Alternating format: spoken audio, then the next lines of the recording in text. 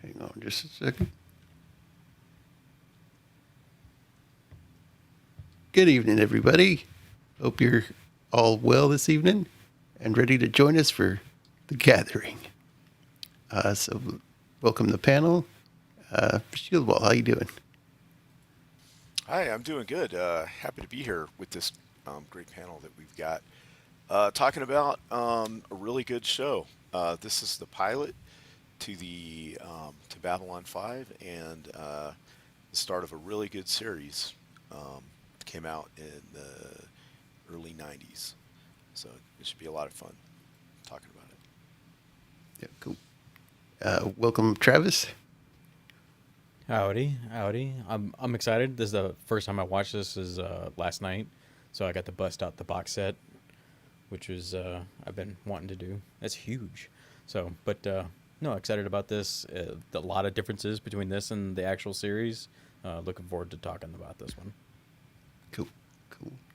So this is the first time you've watched Babylon 5? Is that right? Just the pilot episode. Just the pilot. Okay. Yeah. Okay. Cool.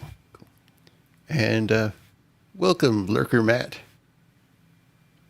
Reporting here from the depths of Babylon 5. This is one of my, number one is Tolkien, number two is Naruto, but this is something from 3 and 5 of my all-time favorite franchises.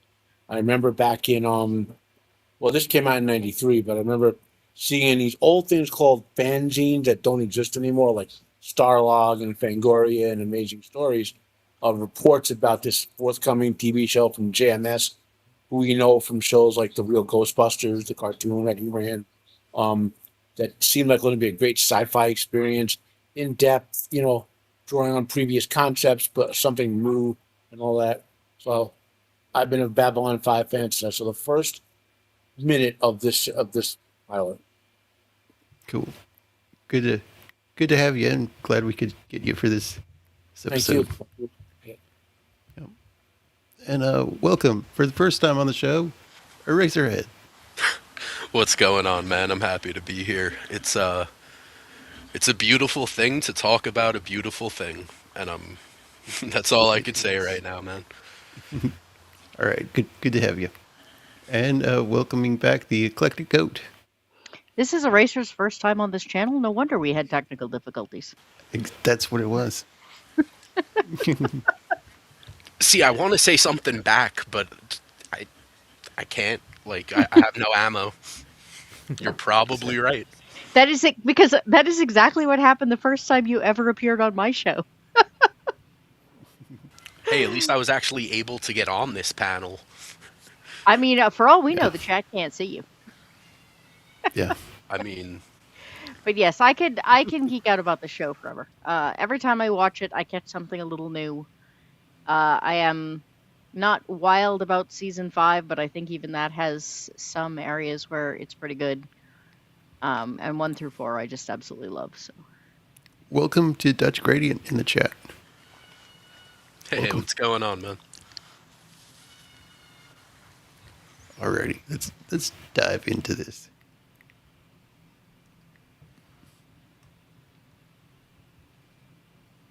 Alrighty.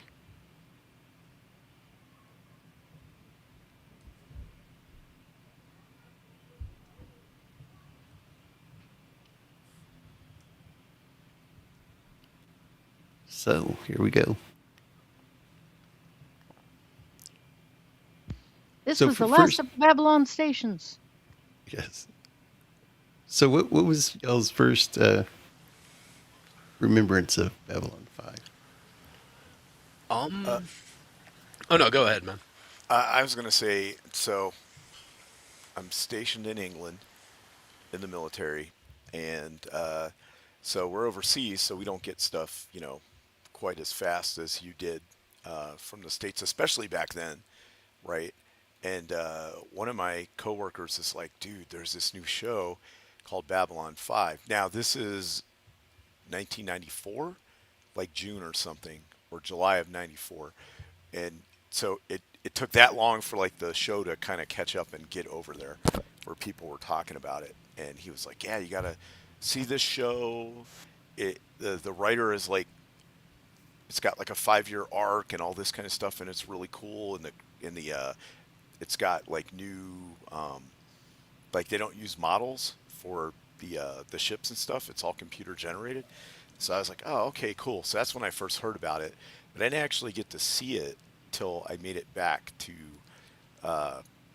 the States, which was the fall of that year.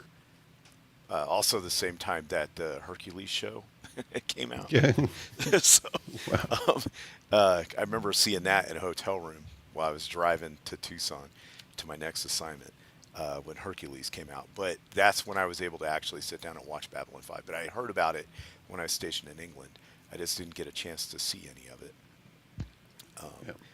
But yeah, and even just hearing about it, like how cool it was, and everybody talking, because there were people that had come in that had moved in from the States who'd seen it, and they were doing turnover and stuff, and all they talked about was Babylon 5. Well, that was when Paramount and Warner and all were trying to make their baby TV networks with like Hercules and the Yeah. show and Rising Sun and Star Trek Voyager and all that. I just want to mention quickly that while some of the CGI in this is really dated, that first shot of the station that you get, I think even today is great. Yeah, I do too. Right. And you got to, the budget that they had, but they were still able to make the show distinct. I mean, if you watch it now and you're like, okay, I can see the 90s all over this. But Oh yeah. But fashion is cyclical, so who's to say that far in the future it wouldn't, people wouldn't be dressing like it was, Right. like the 90s and stuff. But yeah, look how good that looks. Yeah, and I believe they said that season 1 was filmed at, I believe, like a third of the budget as something like Deep Space Nine. So, like yes, it's kind of, it's lower budget, and the CGI certainly dated a bit today, but you could imagine for the time looking at that and going, oh, that's different, and I like it. Yeah, right. It was, and my comment wasn't that it looked that low budget. It just looked, now through this lens of 2026, it looks very 90s. Like everyone's style. Oh, is absolutely, 90s. man. Yeah, Even at the top of its budget, it had half the budget of Deep Space Nine. Yeah. And there was something else that was out about the same time that was also a sci-fi show that had like twice the budget. Was it Earth Above and Beyond or something? Space No. Above- Or That Space was, Above and Beyond? Yeah, What other no, great Space Above and sequel? Beyond was also incredibly expensive, but that's not the one I was thinking of. So I'm sorry. No, go ahead. So this is I'm a computer nerd too with this stuff. So the special effects for Babylon 5, and I don't think they use it too much during the pilot, but I know they use it from the first season forward. They use a program called Lightwave 3D. Now, if they didn't use Lightwave 3D, and I'll get to that in a second, to do this level of special effects back then, you needed a room full of mainframe computers or render time on some Yeah. sort of borderline supercomputer. And Lightwave 3D was the first major program you could run on a desktop PC essentially and render graphics like this. Now to be a good PC, it wasn't like you buy $100 PC or whatever. But and this Babylon 5 was the test bed for this program. And this program essentially is the ancestor of all the desktop rendered graphics, like even the show we're doing now, which is powerful graphics being rendered on a singular server instance on the back end. It's all possible because of the sort of technology leap that Lightwave 3D gave to us and made the modern CGI world at all levels possible.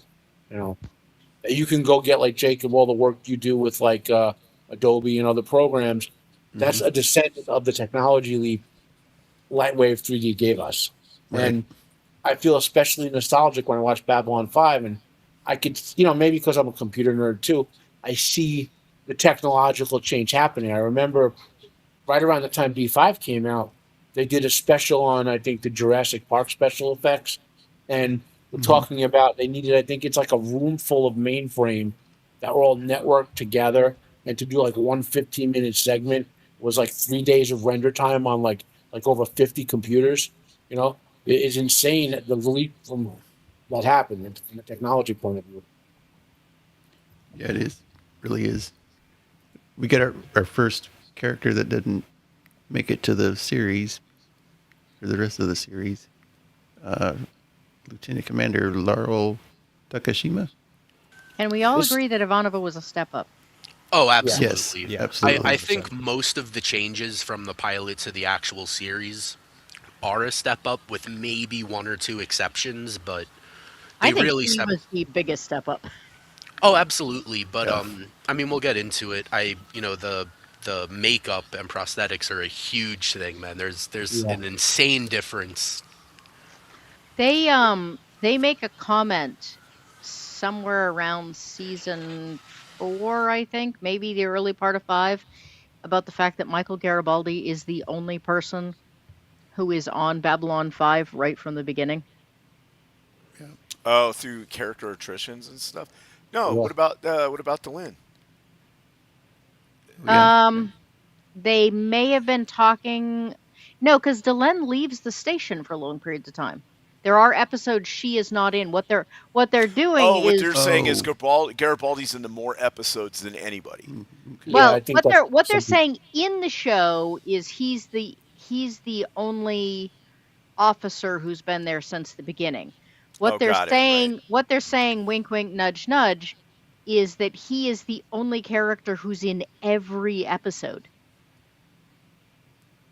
right, got it. Okay. Even when he's unconscious, he's still in the show. Right, right. I thought this One was. thing that we might want to bring up briefly is a lot of the people that are in this pilot and go on to be in the show are not with us anymore, like a surprising Yeah. number. Yeah. At least 8 of them, I think. I mean, granted, it was, 30 plus years ago. They all died Some really of, young, though, like in Yeah, their some of them 50s. died really young. Yeah. Yeah. yeah. But yeah, And it's, some of them that become big roles later on, mhm, like died almost immediately after they were on the show. right. Yeah. So true. When does. I know Lita is in this episode, but I don't remember when she comes back. Oh, think it- not. Yeah, it's a while before she comes back. Yeah, she comes back because she's she's the something- one that brings them the information about the fact that there's a mole. Right. Right. Yeah, she's a reoccurring character, I think, in the second season, and a main character from there, like third Right, forward. right. Yeah. Like that. Right. And who Lita is she is a she works for Psycor, and she's a level 5 Regulated psychic. regulated psychic. So in the future, other races have psychic ability, but humans develop it. I can't remember why or how, but they develop it, and it needs to be regulated because they can read minds and stuff, and they have unfair advantages, and all kinds of chaos could ensue. So the Psycor is very strict about who they have, whether you're if you're not if you can't control your psychic ability or refuse to it, I think you got to take suppressants. Yeah, Yeah, or be you have to jailed. go to Yes. jail. You have to join the Psy Corps, or you have to take Take suppressants, and suppressants. right, they And, force you to take them. And one of the interesting things though is that the way they word it, it's not that humans develop psychic abilities over time. It's more that we develop technology to detect if someone is or isn't Well, psychic. Well, Because Lita we can't. mentions someone mentions that Lita is a sixth generation telepath, and she says, well, it goes back even further. It's just that's when they were It able sort of to does, truly yeah. detect it. yeah. The other thing is that they make it very clear that Psy Corps has set up breeding programs. So To instead of enhance it, having right? so Right. instead of just having, a few low-level telepaths that don't really get detected, you now have a worldwide detection Yeah. program, and And then they selective breed breeding. them to get stronger and more telepaths, so they're just more common. So Yeah. I will be vague about this for spoilers. Um, there was a slow increase in number of psychics over the past couple of thousand years by humans. Then there was an explosive increase in number of human psychics about 200 years before the show starts, 300 years. I'll just that's a hint for the people to pay attention down the line for information. So, Also, just so people can understand what a P5 psychic is, I think P12 is as high as they go, right? It's the highest Yes. highest human. humans. It's the highest humans Humans go. can go, Yeah. right? Yeah, and I can't. I mainly it's they can read your thoughts. I can't remember though. They can't do like telekinesis or pyrokinesis or any of that kind of Even stuff, or most can they? even most P12s can't do telekinesis. Yeah, and I, they do throw an well, interesting detail in with the levels where Lita mentions that a lot of the telepaths and psychics lose their minds and become vegetables, even trying to get to P5 where she's at. So to think that, there's, all the way up to P12, like people lose so their mind at basically the halfway mark, and that's kind of um, insane, you know what I mean? avoiding Yeah. spoilers, telepathy and psychic powers in Babylon 5 is not like magic. It's actual physics and brain chemistry and stuff like that. So Right. getting to those higher levels of ability involve uh, triggering brain development and stuff. Like it's not just like you use your chi to read. You know what I mean? Right. It's actual physics, and again, there are answers to this stuff down the line. You know, The Right. uh, other, the actress who other, played Talia, Patricia something or other, whatever. Patricia Tallman. She was actually in several Star Trek series, by the way, as a character. Hmm. She's one of the Babylon 5 actors who did both. okay, okay. The other For thing anybody, is that. Oh, sorry. I was just going to say, for anyone who watched my Crusade show, she's the one that Claudia Christian rests her head on her chest. So I was going to say, but what the This purpose guy of was in Star having Trek. what the purpose of having the Psy-Corps on here is is they hire themselves out to business people, so when they have a meeting, they can tell if somebody's lying to somebody else, as they use them as Yeah. high-level lie detectors. For part, Politicians use them too. yeah, politicians. And Obviously, they incriminate can be stuff. used for spies and stuff like that, but their main function, her purpose on board the ship, is to work as in a business capacity. And they even say, "Hey, you have free run of the place. You can go to the casino, but you're not allowed to gamble Yeah. for obvious reasons." Um, 'Cause, They can't use them as spies because one of the hard and fast rules is they cannot scan people without permission, and that includes Right. and that includes in military work. well, I meant psychers in general, like throughout the whole. Um, You know what I mean? Like anybody that, like other races and whatever. But yes, that is a rule that they're not allowed to, without permission, scan other people. Right. And really that is quickly, a human only restriction, by the way. Right. Right. really quickly, because there's something we missed. In the opening scene with Sinclair, he's hanging out by a bar and he sees that there's a human man flirting with Oh, yeah. an alien woman. Alien chick, yeah. And Oh, it's yeah. honestly, I think it's a really interesting open because we get this whole Londo opening where he talks about how, it's about diplomacy and race relations and stuff like that. And the first words we hear out of Sinclair's mouth is basically like, "Hey, stick to the list." And the guy even says like, "Hey, what are you, some type of bigot?" So like, it's a strange thing. You're not expecting, the captain or commander of this station to say something that sounds like that. So it kind of forces you to like focus and pull in as an audience member to go, wait a minute. But then he explains that like there is an approved list of alien races that are compatible and not. And basically the alien he was about to get it on with is basically a black widow. They they eat you after they're done. Yeah. But I really appreciate the fact that they bother to include that there's like a list of compatible and not compatible aliens. Yeah. Because one of the things that bothers me a lot about modern sci-fi is it feels like we've gotten to the point where every single alien race is compatible with the other. Like everything is just a mix of two Right. pre-existing races. Well, that's And just I do, fault. yeah, but I just I do appreciate the detail though that like just whether it's a biological or a danger aspect, like there are just races you can't get it on with, and I really appreciate that detail. Well, wait Well, there's till you even- meet Liara in Mass Effect. Well, the Oh boy. Babylon 5 is always full of nice little details like that. Like there's a comment in a future episode when Delenn asks Ivana for some advice about something, which again I won't say what it was. And Ivanova goes, "What do you mean you're sweating?" He goes, "Oh," she goes, "Oh, Minbari don't sweat. When we sleep, we excrete a solution that." And Ivana goes, "Too much information. I don't need to know Too that." much information. Those What little are details- the aliens with the squid heads? And nobody, like everybody Squidworks. ignores them. They're like the scavengers. Baccarat. Yeah, they eat. Yeah, they they eat eat carrion. They eat the carry dead. on. Yeah. Right. So those guys are like the lowest of the low on the social spectrum because of that.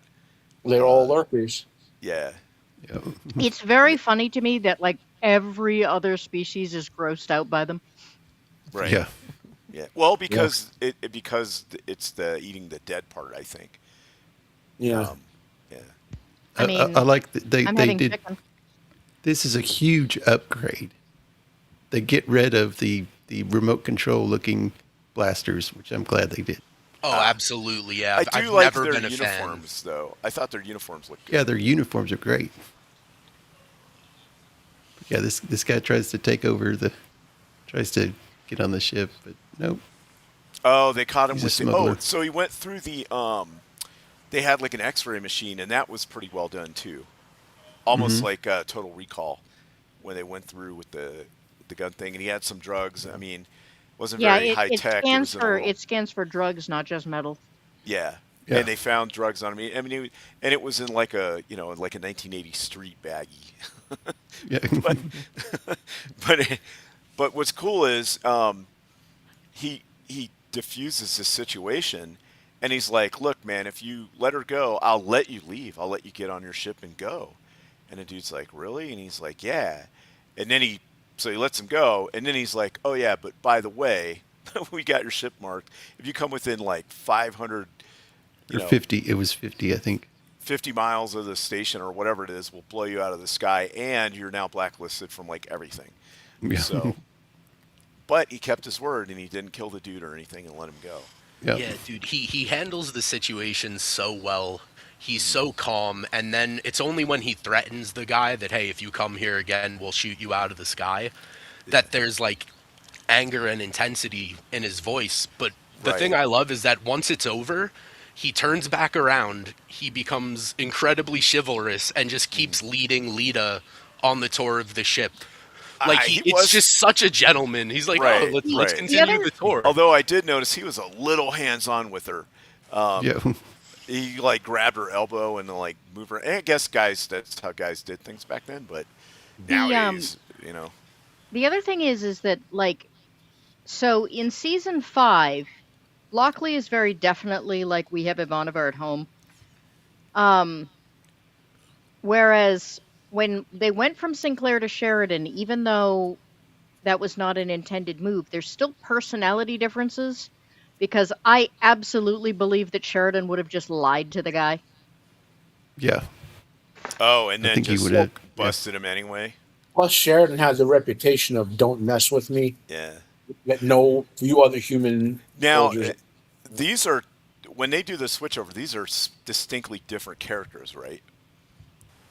Who? What do you mean? Like when Sinclair leaves, Sheridan takes over. Right? They're different people with their different Oh yeah, Yes, different backgrounds. yeah. people, Oh, different yeah. backgrounds, Okay. Yeah. different. They don't even have the same rank. But they both matter in the overall Right. story. And they were both. Were they both on the line? Uh, Not The- I when don't think when so. the line out of the line happened. Yeah. Sheridan was not there. I think he was actually on Earth, or because I believe spoilers, guys, for those who when he lost his ship in the incident that got him his name. He had not yet been given another ship. Okay. Okay. And that the one with where he lures them into the minefield. Well, yeah, when he Yeah.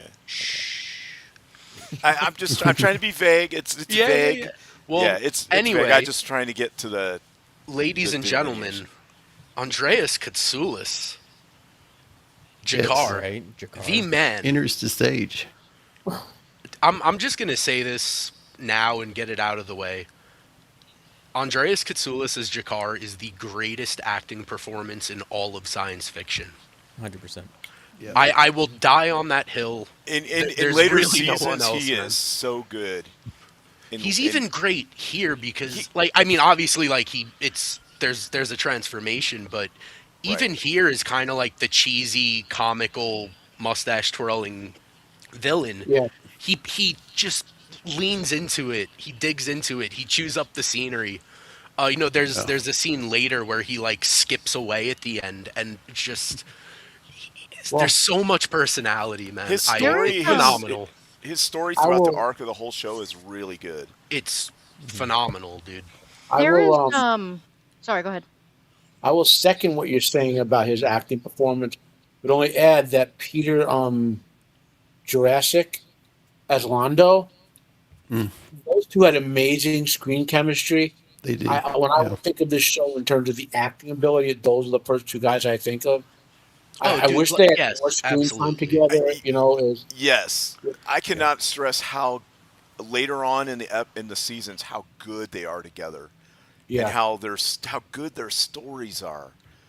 Don't get me wrong, dude. They're like peanut butter and jelly. They're yin and yang. It's just like I think if you had to single one of them out, what Andreas Katsoulis was able to do was just incredible. And I love Peter Jurasik. Don't get me wrong, dude. He's phenomenal, but Andreas beats him by that much.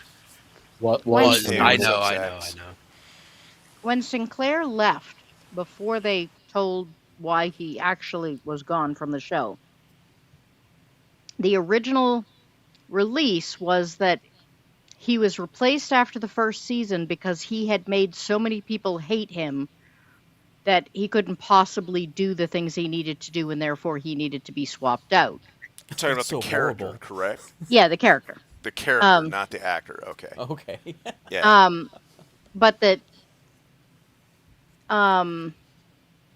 sorry, I can hear myself through someone else's mic and it's very distracting. I found that kind of believable because I don't know how they would have believably made Sinclair and Jakar get along in the same way, considering the note they end off the first season on. Well, you're right in a sense, but we'll never know the. I guess you could read Jameis's comments of what the original plot plan would have been.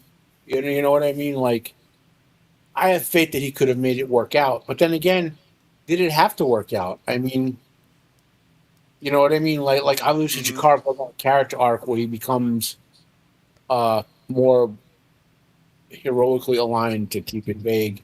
But I don't think he had to do that necessarily to make a great story. If you know what I'm saying.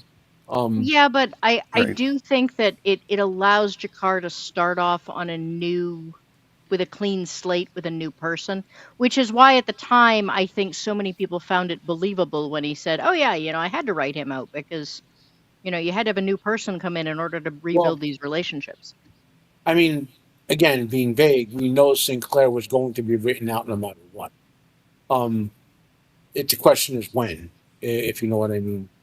Oh, right. But the reality is the actor had some medical Yeah, Yeah. issues yeah. that wouldn't allow him to continue in But the like series anymore. Sinclair always had the significant role he had Hmm. from the creation of the character. You know what I Right, mean? Mm-hmm. It wasn't like, oh, let's just put, oh, Michael Eric can come back and guest. Let's make him so and so. They didn't just do it that way. right. But the way it wind up working out, it actually worked out really well for Yeah, it did. for the situation. Yeah. Mhm. Uh, like it wasn't like they just it wasn't like what's his name with um oh, I just had it in my head. The Expanse, Oh, the pilot, and they're just like, oh, he had a stroke while he was in flight, and blood came out his nose, and now he's yeah, dead. And I was like, wait, what? yeah. Yeah. And it was because he had some kind of charges against him or something Mhm. for like harassment or something. So they just rid him out of the thing. I mean, at least they gave him an like a final scene and didn't just be like, oh, he was in a shuttle accident, off screen or Yeah, something. yeah, it's like how they wrote Colin Baker out of Doctor Who. Yeah. Yeah. Can we Uh, just take a minute to admire though that this man, so since this is now public knowledge, this man had full-blown psychosis and still managed to pull off this kind of an acting job. Yeah. Like just incredible, especially with the hours they were working. Yeah. Mm. oh, Exactly. absolutely, dude. Mhm. And JMS says that filming like the second half of season one, he was really, really struggling and like hanging on by his fingertips. And I feel like there are certain scenes throughout the the show where he's not great, but the fact that he was able to overall give an overall very good performance considering what he was going through is phenomenal, dude. Yeah. I don't know what else to say. Yeah. That's you can't imagine what that's like. Hashtag Men's Mental Health Awareness Month. Hey, Yep. there you go. There you go. One of the things I love here, though, or rather, like the previous scene with Lita, is that they really take time to show different sections of Babylon 5, Right. Yeah. and you still feel like you haven't really seen any of the station. Like, it's so huge that, It is. Sinclair takes his time to show individual parts, and you still feel like this is massive, and I've only scratched the surface. Yeah. As And opposed to that Crusade, where we never saw anything. Just an L-shaped basketball court. So the actor here who played Dr. Kyle, he's dead too. Yeah. Yeah. I have to say that part of me wonders. So, does anybody know why he left? Because part of me really wonders if this show would have gotten better. Um, I I've Well, never been crazy about Franklin, and I've in the always kind of very wondered. in the very next episode at the beginning when Franklin comes in, he says, "Oh, I ran into Dr. Kyle. He's, going to be on the staff of the president." Oh, I know why the character left. I But like, believe okay. at the or time the the actor left. actor, because like back then you film your pilot and then it kind of sits on ice for a while waiting yeah. to get picked up. I believe that this actor was already having medical issues at the time. So This was his I don't, last I ever don't role. think I don't think it was a matter of like the studio didn't like him and wanted a different actor. I don't think he was available. Okay. I was gonna say I 'cause could be I wrong liked him. about that, so like fact check me. I'm not Yeah, 100% sure. that I that do want to sounds make that reasonable. clear. Because I 'Cause I enjoyed liked his him. Yeah. performance better. I Oh, enjoyed his performance better absolutely, than most man. of Franklin's. I'm really not the biggest fan of Franklin. I feel like he's kind of the weakest link in a show full of incredible characters. So I Yeah. always have wondered like how different the show would have been if we had Dr. Kyle. It's always kind of been like a what if for me that I've just been really curious about. because he does the whole line about once you've seen a Vorlon, nothing will ever be the same again. So he has that same kind of pseudo philosophical spiritual outlook that Franklin has, but Franklin always sounds pompous when he delivers lines Yeah. like that. And this guy just didn't. Um Just once he, I don't want to spoil it. Later on in the show, he just becomes insufferable for me. Well, Yeah. I think the character Franklin. was written as Yeah. pompous. I think deliberately. It's not. It's what he deals with later on, and it's just like, oh man, I don't And know. It's and just the way that yeah, and I feel it, like it his performance overall was kind of soap opera-y. You know, maybe it's a just little bit. I don't yeah. know. I like this. I like this guy better. Hmm. So yeah, He had more gravitas. How about that? I was just looking this guy up. He did leave because of health concerns, and he had lung cancer. Mm, Oh wow. So that's what he Yeah. died of. Poor guy. Now he lived quite a bit after the show, like right. Yeah. physics said, but Well, um, at least his if this was his final yeah, performance, it was a good one. yeah. Yeah, it was. You know. wow, he was serving as an interpreter as a teenager during the Second World War. Yeah. Wow. That's Oh, insane. he was Wow. that old. I He didn't think. died in the Well, Yeah. 70s. he okay. Yeah, I think he looks a lot younger than he is here. Yeah. Like, Yeah. yeah, he's in his 50s at least. But he doesn't look it to me. You could tell me he was in his early 40s, late 30s. I'd believe you. You know.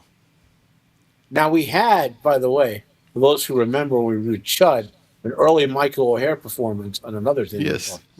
So, you know, Oh, Yeah. is he like a police officer or something? yeah. He He's a is, Police police in right? the officer. background. Yeah, yeah, yeah. Nice. Him, He's in uh, with what's his name uh, in the diner, right? no, John Goodman and another and an Italian actor in the diner. Oh, Um, okay. O'Hare appears in the police station in the background, and then when the cops are like setting up to block people and stuff like that. Hmm. Yeah, Oh, so he didn't I, really have a speaking role, I No, think he huh? said some lines, but it wasn't like right? yeah. Yeah. He was a minor actor. It was, Hmm. just like Goodman was a minor actor. Like these are all the start of their careers. It's just Right. Yeah. funny when you see an Just actor 30 years later or 20 years later in something amazing, and you're like just like when Clint Eastwood was the fighter pilot in Tarantula, and you think back to it, it's like, you know, just because this will, entertain the people on X. In 1968, he also played the lead role in a West End production of Night of Fame. According to his obituary, this was the first time a black actor had played a role written for a white man in English theater. wow. He was the original race swap. Right.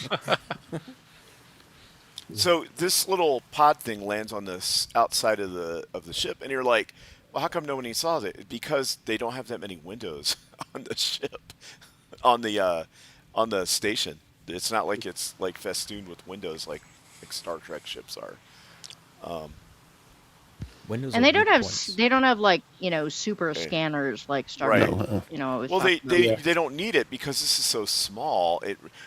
You know, they're not at war or anything like that. And so this is clandestine. What I really like about this, though, about this very first pilot episode, is it starts a mystery that goes throughout the entire show, Yeah. right? Hmm. It starts all of these plot threads, and unlike a Hmm. lot of other shows, if Babylon 5 starts a plot thread, it generally goes somewhere.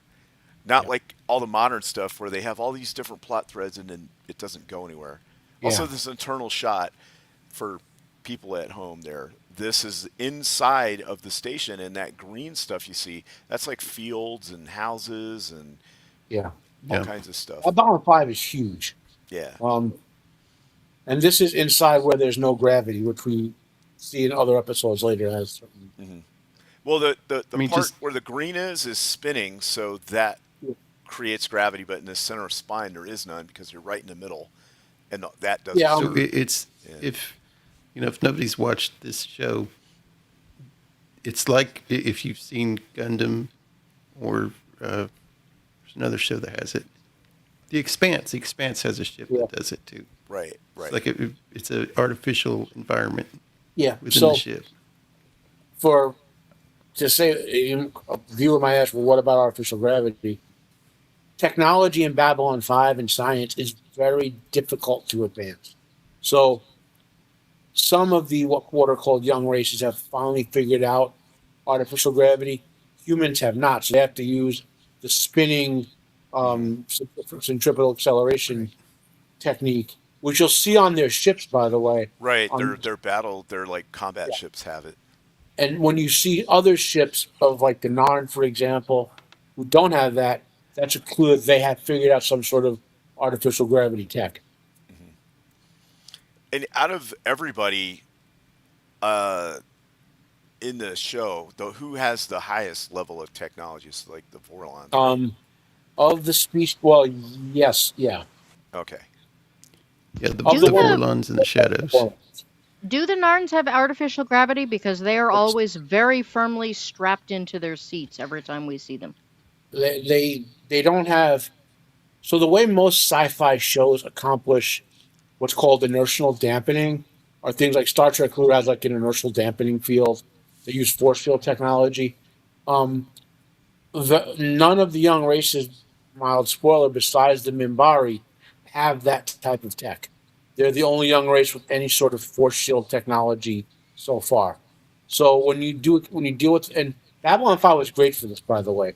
They're very, yes, they have sci-fi physics with speed of light and all that stuff, but in terms of practical physics, they're JMS and the writers and the show practical effects guys were very hardcore about acceleration mattering. Electricity, like explosions meaning something, not just like on some shows where consoles explode and constantly. You know what I mean? Right. Like, so you'll see acceleration couches on certain types of vehicles in Babylon 5, and I love that about it. That they showed that the tech was, some species had more advanced in some ways than others, and that it was a constant effort to steal technology. Like there's an episode, I think, where, mild spoiler, Garibaldi has to prevent human computer tech, which is higher than some other species, from being stolen at one point. So it's that's one of the things I love about the show. It's just so. Yeah. I think this is the most drastic change. Yeah. Was her character, because Yeah. there's a lot more prosthetics on her here Does anybody know why? later on. I Didn't kind she of have a I think lot it- of issues with the prosthetics? Well, she had issues with the prosthetics even after this, though, and while she's more aesthetically appealing in the first regular episode, I think that the change between when she undergoes her metamorphosis would have been far more striking if she'd gone from this to that. Okay, how do I do this? Again, being vaguely spoilerific, there's a connection between the humans and the Minbari. Okay, Right. that it shows background, and my understanding of why the makeup change made them look more human was because when they were talking about it between the pilot and show, they wanted that connection to be more visibly a clue to the audience that something was going on. The big mystery with Sinclair, the big mystery with the Len's journey, as you mentioned, the metamorphosis, the big mystery with the 'Cause, I mean, manipulation species. As it is, the only thing that really changes is she gets hair. Yeah. And I think it would have been way cooler. The only thing I could think of was that they wanted her to be more aesthetically pleasing so that people would warm up to her faster. I also think it just making those minor changes might have knocked a little bit of time off in the makeup chair. Because that And chin is they obviously actually did better, added too. on, and I'm not Because you saying- can see where the skull bone is connected. It's not. I think that's what it was. It was faster to do it in the chair. Honestly, Probably. I'm not saying I disagree with your point. I'm just saying what I read about why they did it. You know what I mean? Okay. Okay. Yeah. Yeah. I really do love the back and forth between Delenn and Sinclair here, though, because, the Vorlons are sending an ambassador. Almost no one in the galaxy has even seen a Vorlon. They're incredibly mysterious, and there's this back and forth between them where they're talking about how much their governments know about the Vorlon, their culture, their technology, and Sinclair says, he cracks a joke and he's talking about how we have very very large files on the Vorlons. They're just completely empty, and you get a bit of world building and lore here about the Earth Minbari War, because Delenn Yeah, helped I think Sinclair we out. forgot to mention that that is in the startup exposition that Earth and Mimbar. The reason Babylon 5 is built is because Earth and Mimbar ended up in this massive war because of a misunderstanding. And so Babylon 5 was built as a way to try and prevent future wars from happening. When you see Will's understanding, as it turns out. yeah, when you see this pilot though, you don't really they don't really go into any of that. And also, I'm going to backtrack a little with Goat here. I think that you're right. If they would have left her like this, the transition would have been a lot more jarring. Uh, I agree. I like her better with all this on, but they made a change, and that's fine. Um, Oh who shit. did it? I just looked it up. Delenn was supposed to start out male and transform to a Yeah. female when she did her chrysalis Oh. thing. Yeah, I think JMS, I could be wrong here, but I think he mentioned something about like executives kind of shooting that down. Yeah. Well, Um, for a lot of reasons, I think they didn't think anybody was ready for that, and B, you would have had to hire two different actors. No. She was specifically hired so that when she transformed, it would be the same actor. Oh, really? Oh, so she Yeah, was they- just going to yeah, play like as a male. through the makeup, they were gonna make it a little more like Okay. I can see androgynous that. and You male could leaning. say that this was a male right here, and you'd Yeah, be that's the whole believable. thing. Is that Yeah. she's Right. supposed to? It never Okay. occurred to me. I always So thought she was that female. that may So- be another part of why they changed. Right. They made her look more feminine by changing her Yep. Right. makeup. Yeah. Okay. Voice modulation was deemed unconvincing and artificial, and Mia was uncomfortable with the heavy makeup and voice alterations. Okay. So they dropped the male identity and just went straight female. Well, that's good that she had input into that.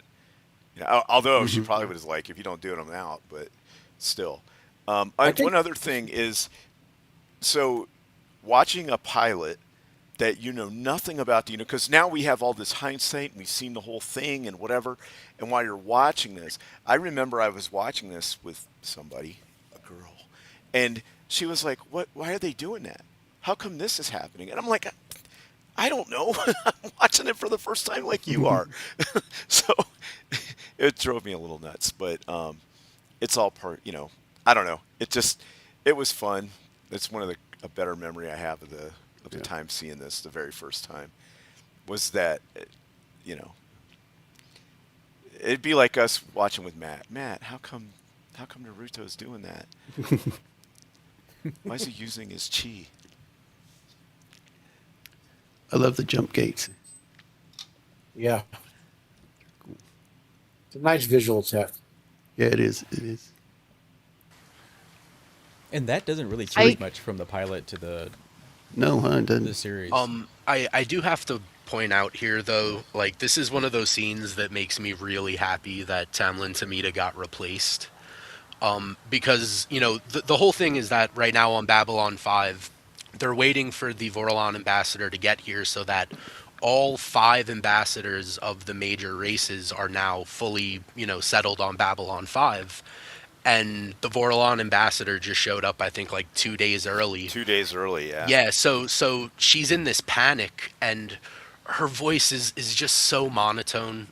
Yeah, she does not sound panicked at all. At all. Like Yeah. she throws in like these little pauses between sentences to try to make it seem like, like she's thinking really fast, or like that could only mean, oh wait, they're like I don't know. It's very flat to me, and I honestly I will give her credit because I've seen her in other roles where she is a lot better, So maybe and all of Were those those roles later that I've roles? seen are later roles. So that's my point. Okay. I think she's Yeah. grown as an actress. So I'm Well, happy she didn't stay, but like I'm proud of you for getting better. But I'm happy you did not stay on this show. Did they I Her, ever? her I first so role, if I remember correctly, was Karate Kid Part 2 as Kamiko or Kumiko or whatever she Oh, the was. love interest. Yeah. Okay.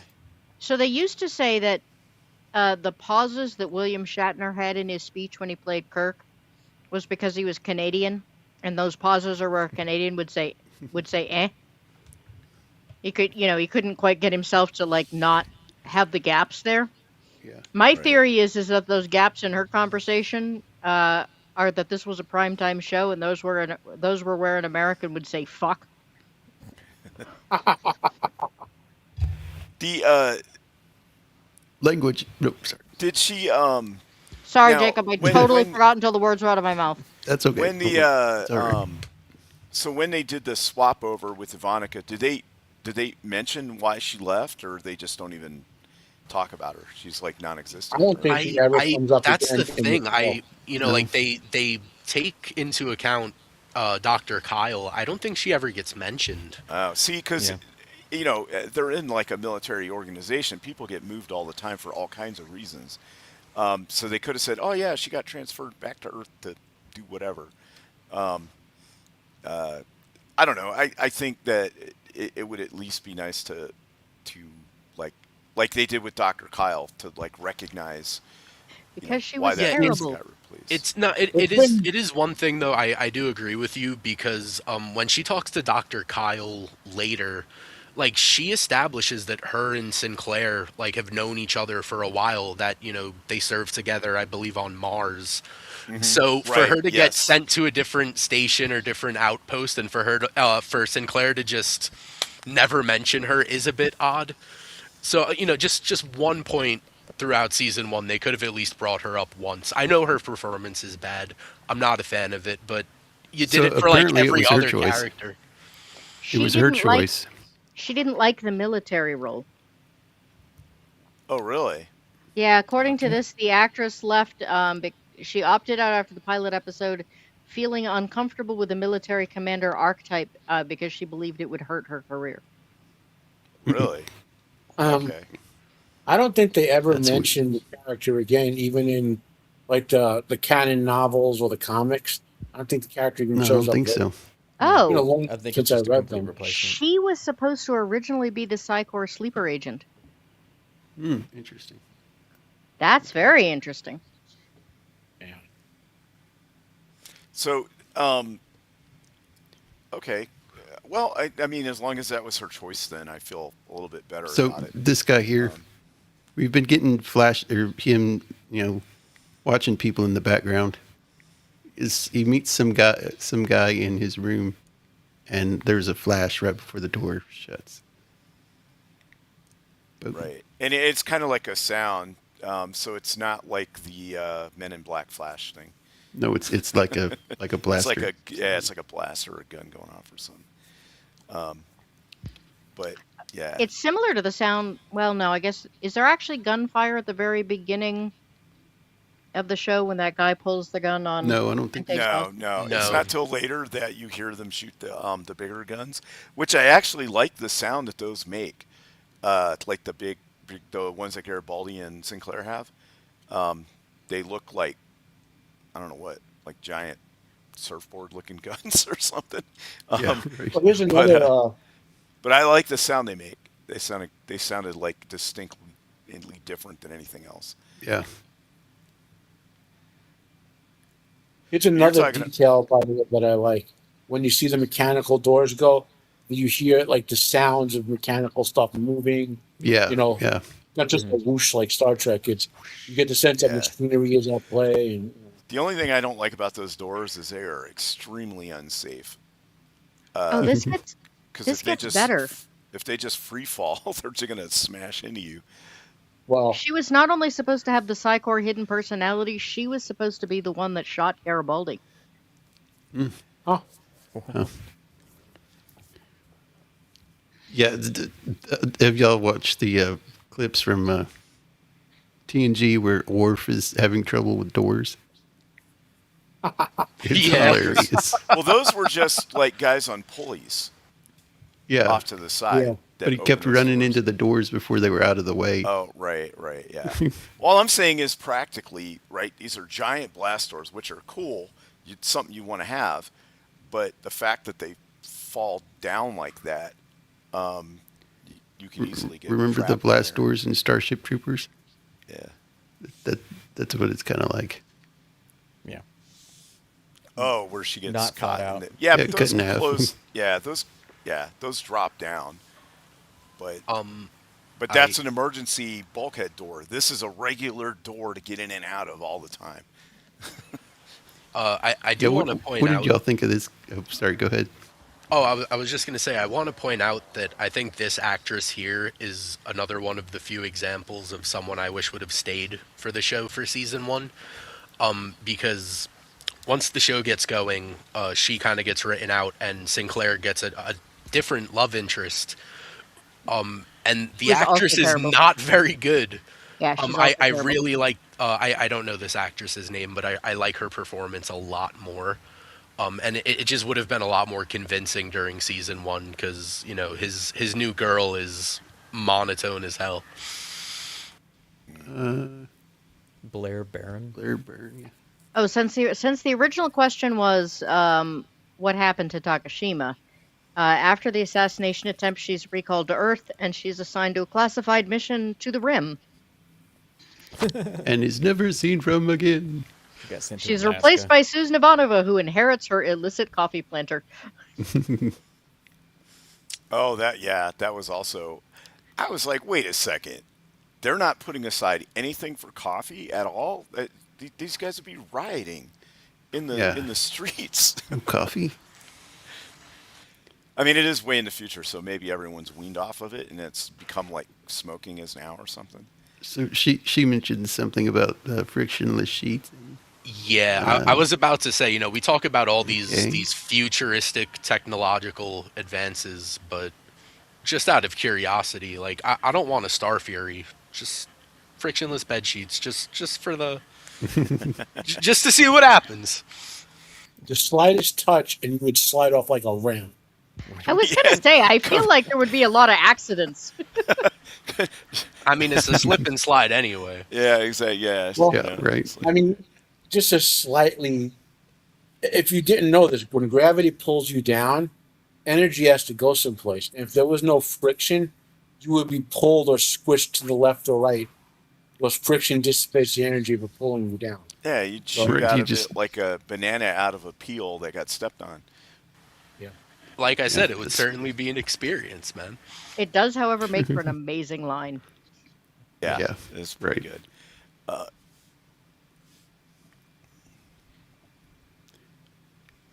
Now, for those who, so the name Babylon 5, JMS got it from ancient Babylon, which in the Correct. ancient was a sort of kind of like a central civilization between multiple other civilizations with trade and all that sort of stuff. But also, he drew out some Babylonian mythology, and then he named in the show, and I think they only mentioned this like twice or whatever, but the sector of space where Babylon 5 is, JMS called the Euphrates sector, and Babylon's in the Euphrates Valley. So Okay. a lot of Right, nifty yeah. little Interesting. things like that. So in there. What's the planet that it's above? Epsilon 3. Yeah, okay, Yeah. that's right. Yeah, the other thing I think we should point out, because it gets addressed when Sinclair is talking to Lita, the reason it's Babylon 5 is because the first 3 Babylon stations were sabotaged and destroyed. And then, Babylon 4, just after becoming fully operational, just simply disappears. It was vanishes. only operational for, No- for a week I don't even think it was that long. or 2 days. A or- couple Yeah, it's not days, even. yeah. Yeah. It hadn't even been fully booted up. So Right. when Jacob was asking about our first memories, so I grew up without a television, and so the first time I saw the show, it was in bits and pieces at my grandmother's house. And by sheer coincidence, the first 3 times that I watched the show through, I missed Babylon Squared every time. Like there would be a power Oh no. outage or something. Oh no. No. Oh my god. It was just, Yeah. it was so annoying. Like Yeah. because it was the same episode every time. And you said Epsilon 3. It's around a star system, Epsilon Eridani, which is a real star system, by the Right. way.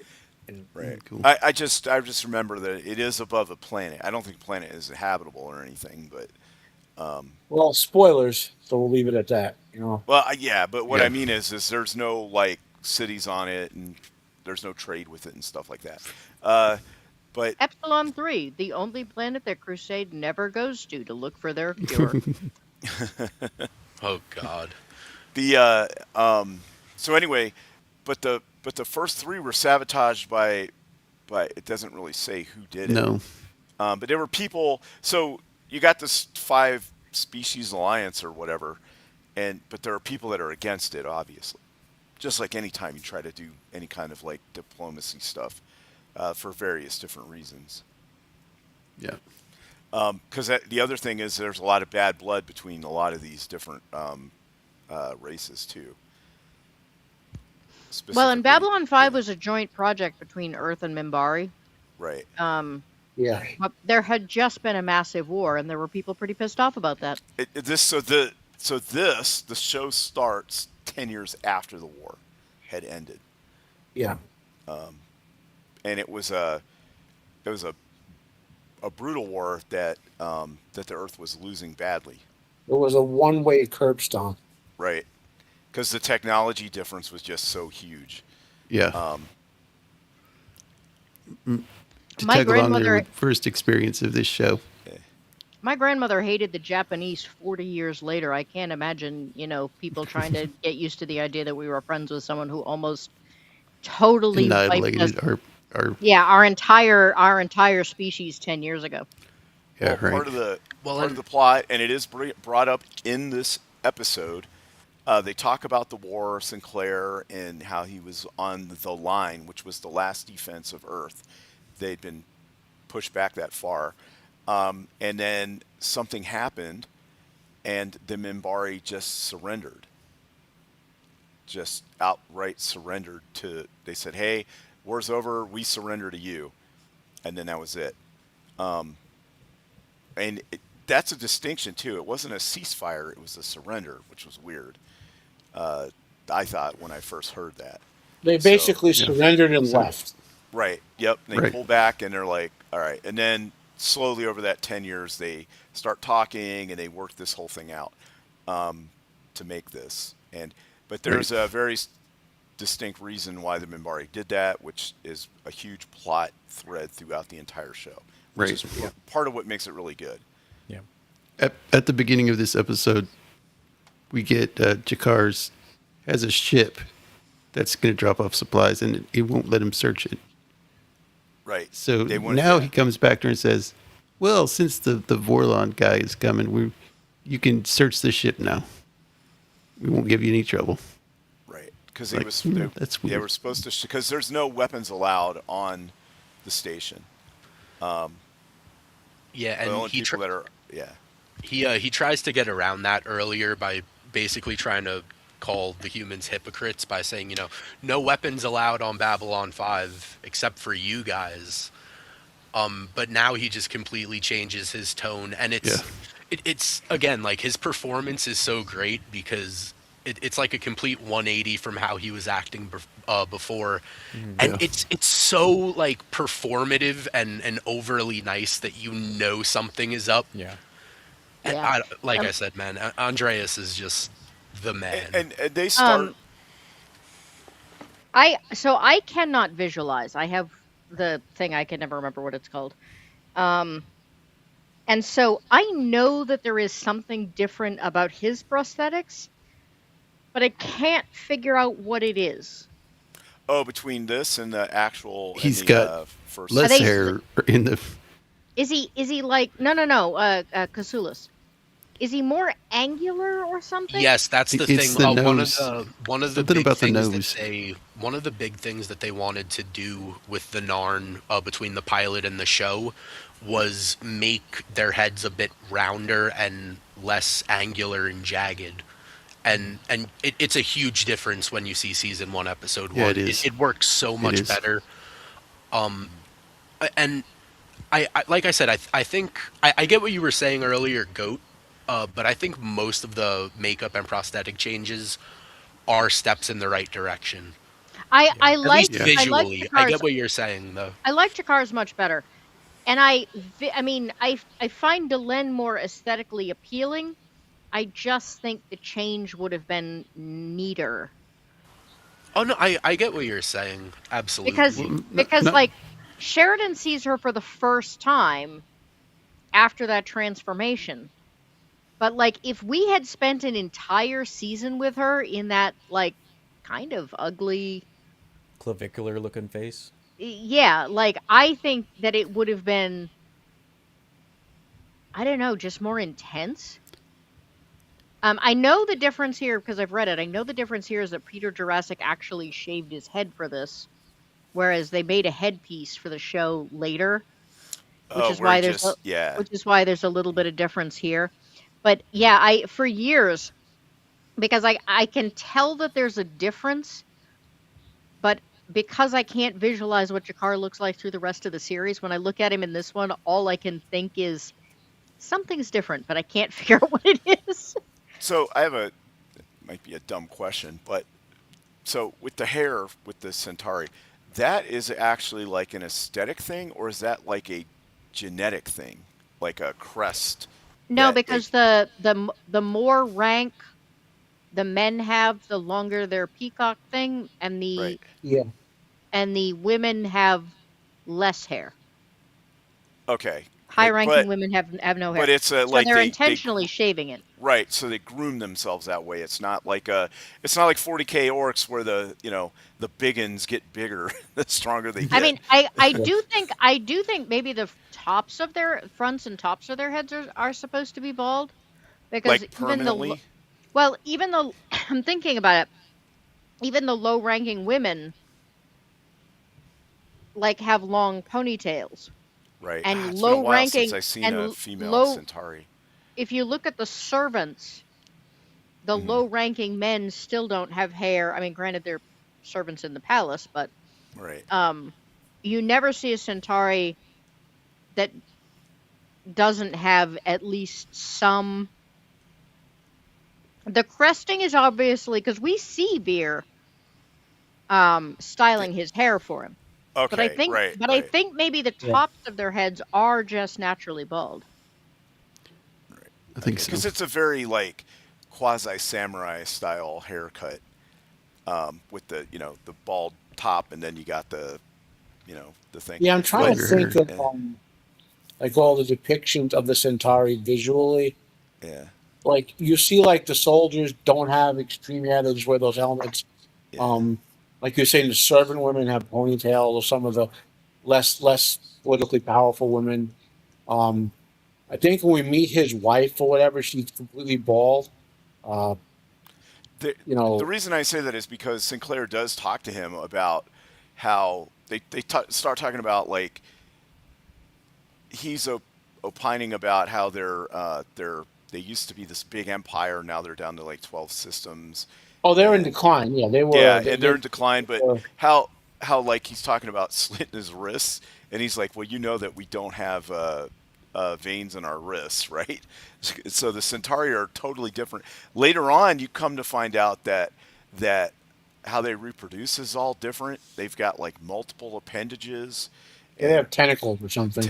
Tentacles. Yeah. Almost like little, like you see them actually. Yeah. Yes. Yeah, And the open my They wrist. look thing like little squid tentacle things. Yeah. The open my wrist thing is really funny because Garibaldi assumes that this is a oh, I've been terrible, like I deserve to die mocking Yeah. thing. And he says like Centauri don't have major veins, and of course, from the Centauri perspective, they think it's just a saying. They don't know what the basis of the saying is for humans. And so he's like, of course not. Like, why would I say that? Like, why would I do that? Right. You think I'm stupid? But so the Centauri are interesting, They're peacocks. right? Yes. And yeah, so they're really schemy too. Think of like, I don't know, it's like, like the old czars of Russia kind of thing. It's kind of how I almost envision them, right? Like with the Yeah. power struggle in the palace, and they used to be powerful, but they're on the downslide. His character really changes throughout the arc of the story. Well, they Um, think of it as a downslide, but then you like later, you see the point of view of the emperor, and the emperor is kind of like, we just don't need to keep taking over like all of these other worlds. Right. We just don't need to do that. They But were, they're yeah, very yeah, visually, they're very peacocky. They all dress in very flamboyant colors. They all have these like big hairstyles. Um, they're all very focused on wine, women, and song. yeah. Like he's always drinking or gambling or some You know, type of another thing. interesting thing you're talking about the idioms that they didn't understand. Like in Star Trek, when we hear a Star Trek episode, we're hearing it translated between the universal translator. They're actually speaking their own languages. In Babylon 5, they had to learn each other's languages, like English or Centauri or whatever, which I think Centauri and English are the dominant trade tongues of the Babylon 5 universe. So, like, they have to learn to understand what the other guy's saying versus having a computer in their head say, oh, this idiom means doing this or whatever. Right. They do have translators, but they're like on a computer terminal if you really need to go Yeah. into it. Right. Right. Yeah, But the it's- assumption. Yeah. I assume the assumption is that when they are talking amongst their own race, you're just supposed to assume that they're talking their own language. Because sometimes you'll get subtitles if there's a human there. But like Londo makes a joke at one point where he says, open 9 to 5 Earth time, like because Earth has become so dominant as far as like the rest of the commerce. the Right. rest of the galaxy has kind of started to revolve their time and their language and everything else around them. So, Goat, this is, what he looks like in this episode. And then after. Oh, so much better. So his cheekbones are definitely rounder. Yeah, the top of his head is rounder, too. Is it? Yeah. Huge just- improvement. He's still then. he has a giant chin no matter what. He does. And the makeup work Does- around the mouth just gives him so much more articulation. Right. Uh, Yeah. He does, yeah. I was gonna Next say, question. does he have the very red lips in the, or is that just because it's a very red lit scene? It's lit. His room is lit red. Can you go back to the first one for a second? Yeah. He doesn't have the red contacts either.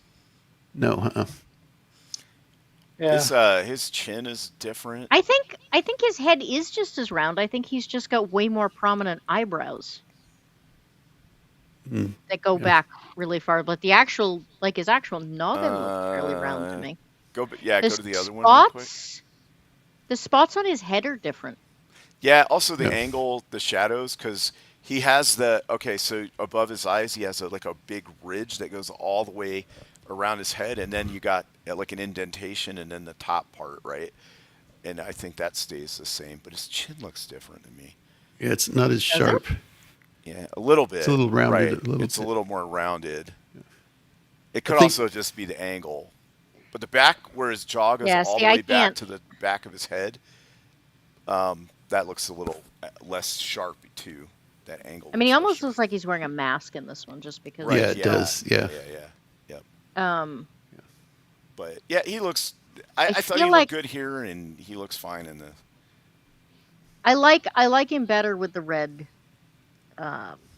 contacts. Definitely. Oh, Yeah, right, me too. Yeah. He looks better. See, there's not- There's not enough difference in the chin for me. There's also more light on him. I think they tried to hide parts of his mask in darkness, so it would. Well, if this was shot today, So- it'd be like season 8 of Game of Thrones or whatever, Right. where everything was pitch black almost. Yeah, I don't feel like I can see the difference. I don't think there's enough difference in the chin for me to be able to see. Because I have to. This is really hard to explain.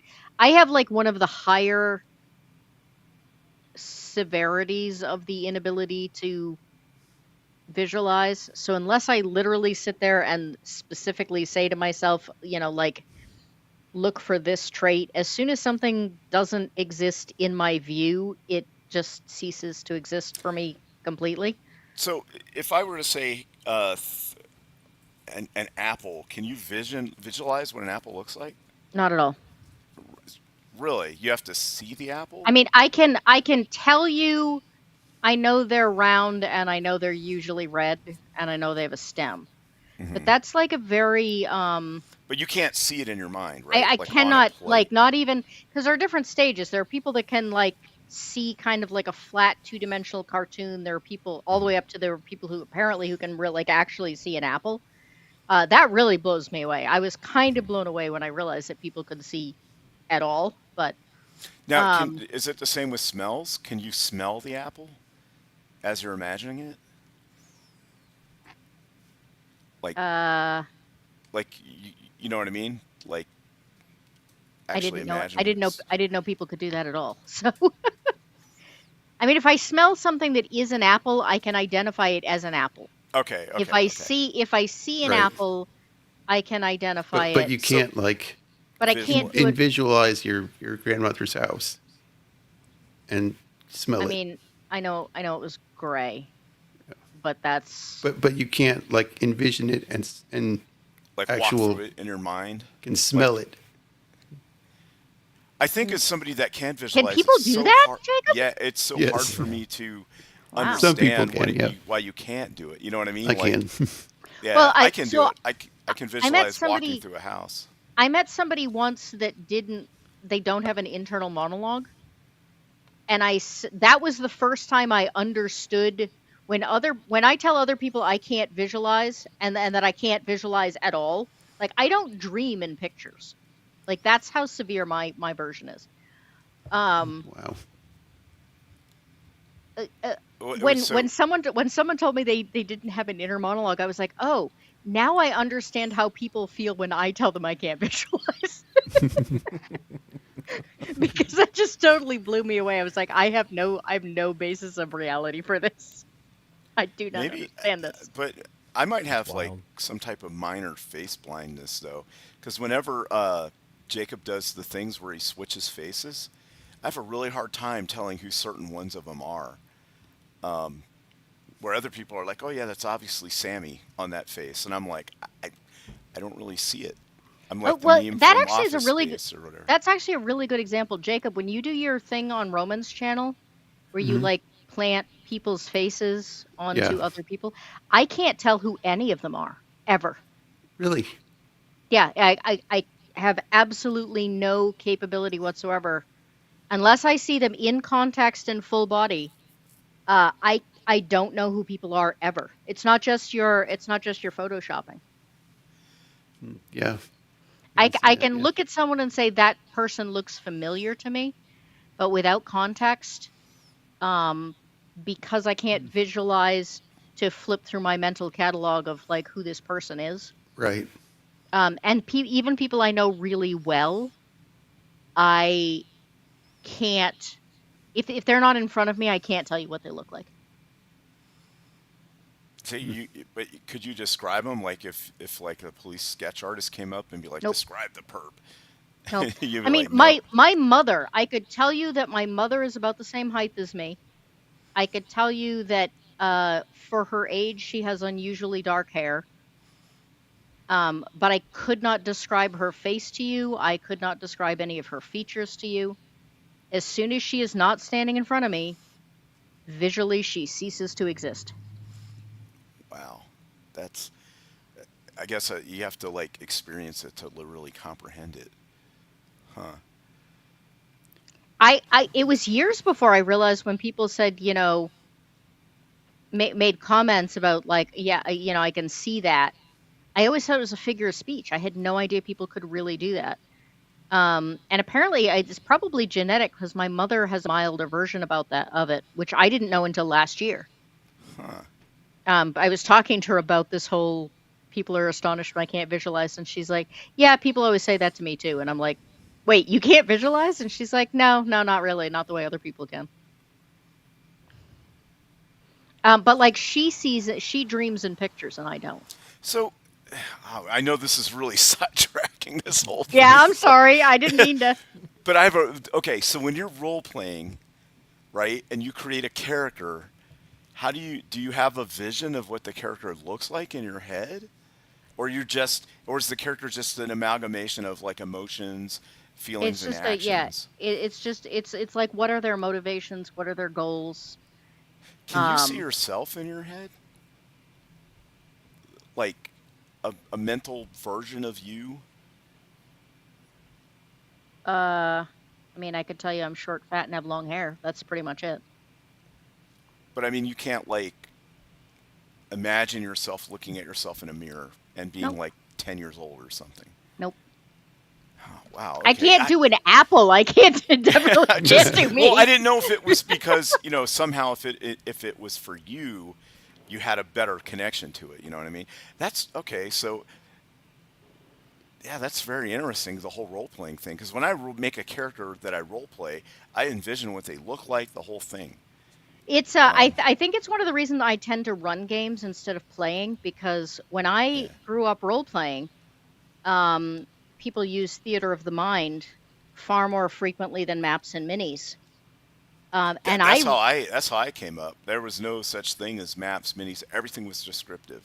yeah, I All of really it. I really struggled. I would say that I probably made other people better GMs because I was constantly asking questions about, like, Oh, I see. So how you're saying you things. do better if you have minis and maps and things to look Um, at and whatnot. I think it helped me learn to describe things visually, even though I can't really see them myself. Hmm. So I had a friend in college who was blind, and I got to the point where my writing became very descriptive with using other senses.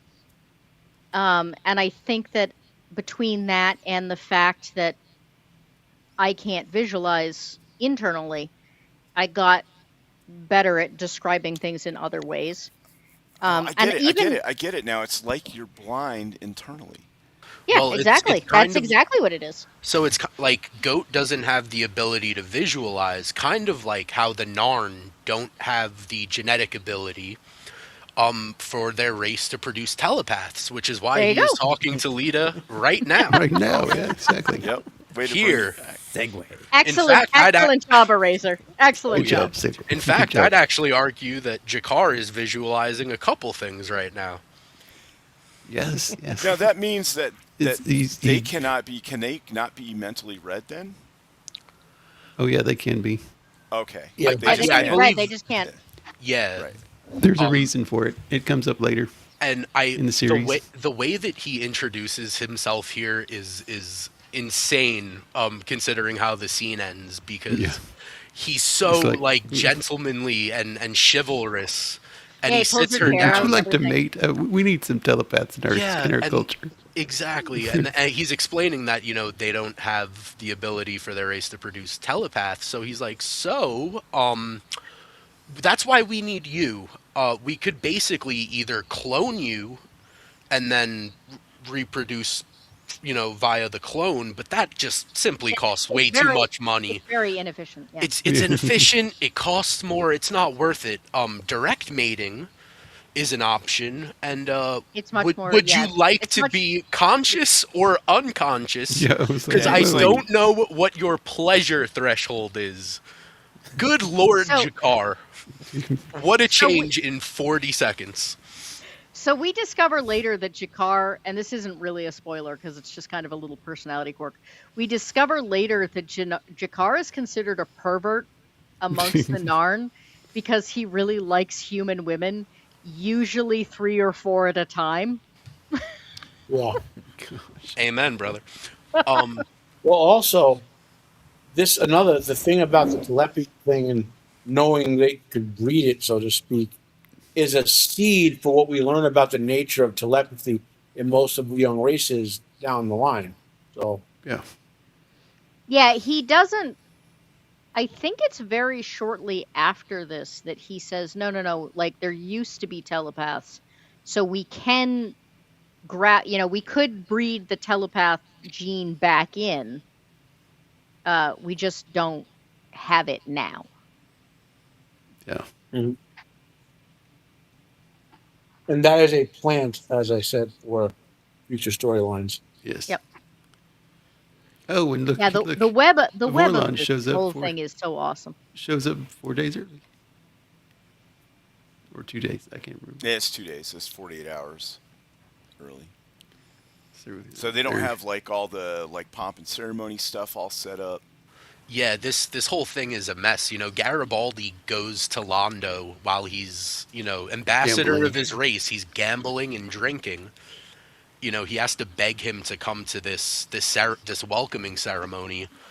And yeah, Sinclair's turbo lift elevator, whatever you want to call it, gets stuck for like a good minute.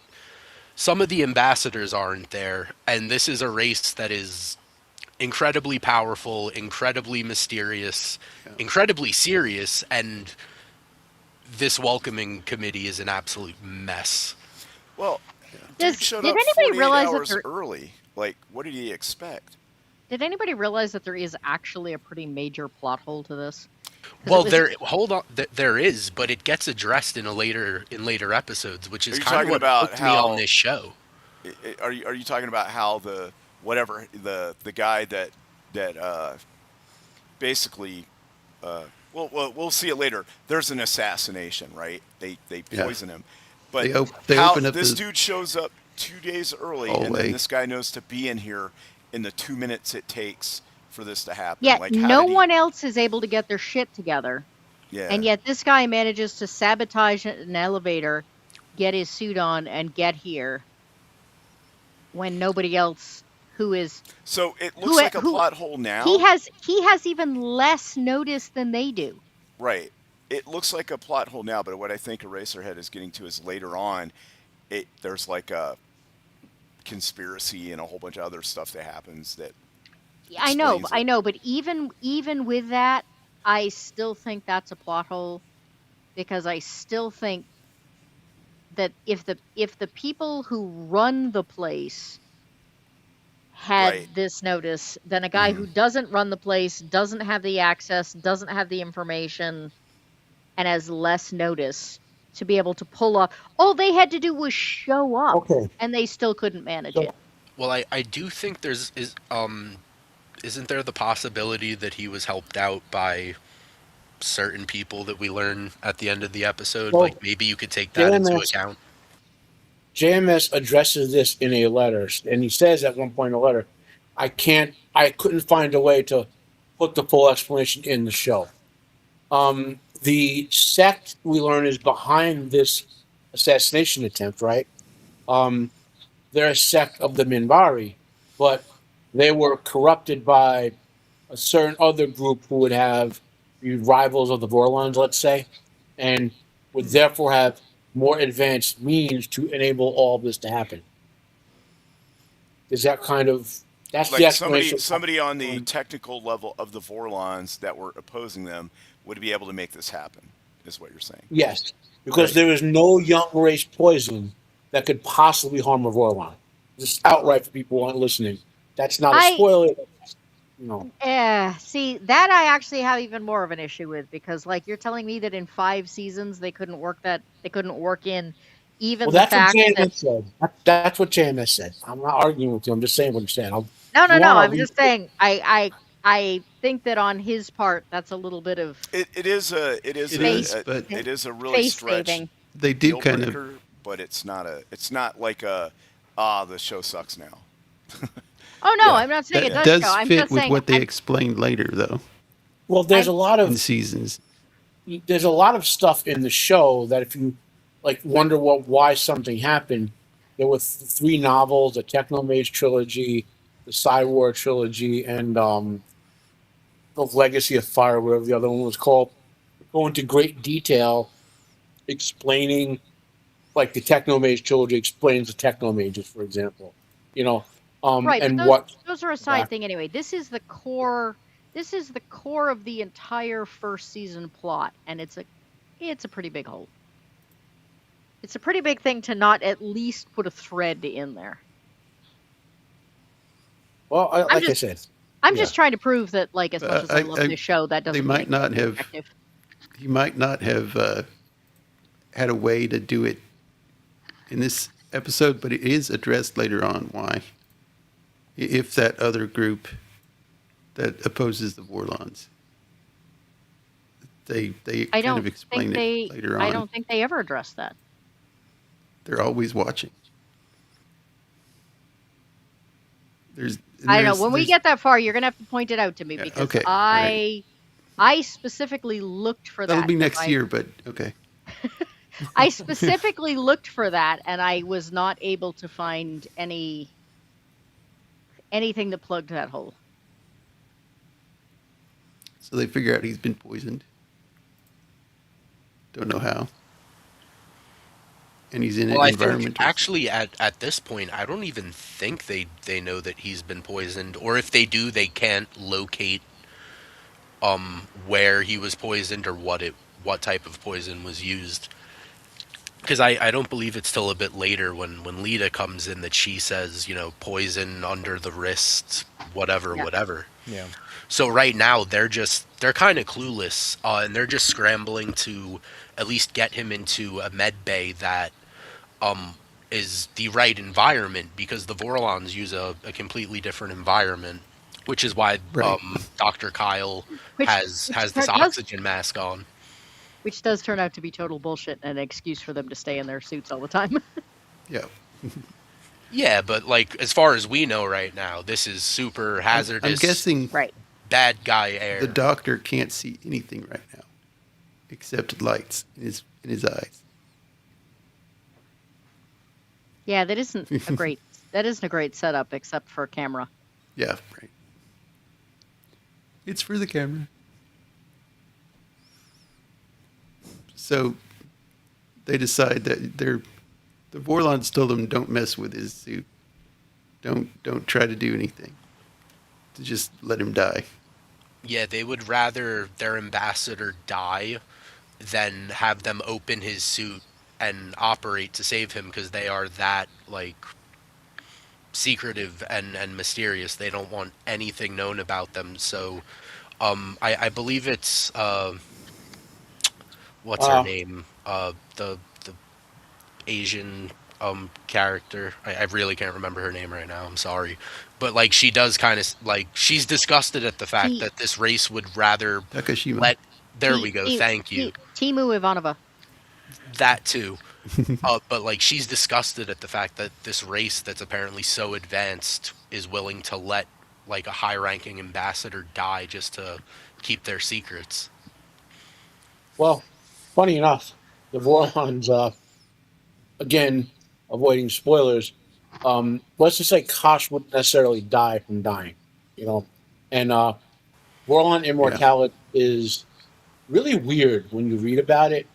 Like, would we, just philosophically, those who read it, would we even consider that real immortality, or just very thorough backups? But Oh no, I get what you're saying. I think it's like I'm coming at it from more of a like you're viewing this for the first time. You only know what the show is kind of telling you at the moment. This scene here is some really fabulous character building for Garibaldi without ever spoon feeding us anything. Mm-hmm. Oh, it's great. Mm-hmm. Also, it ties you into the start of all of the political intrigue that goes on throughout the show as well. It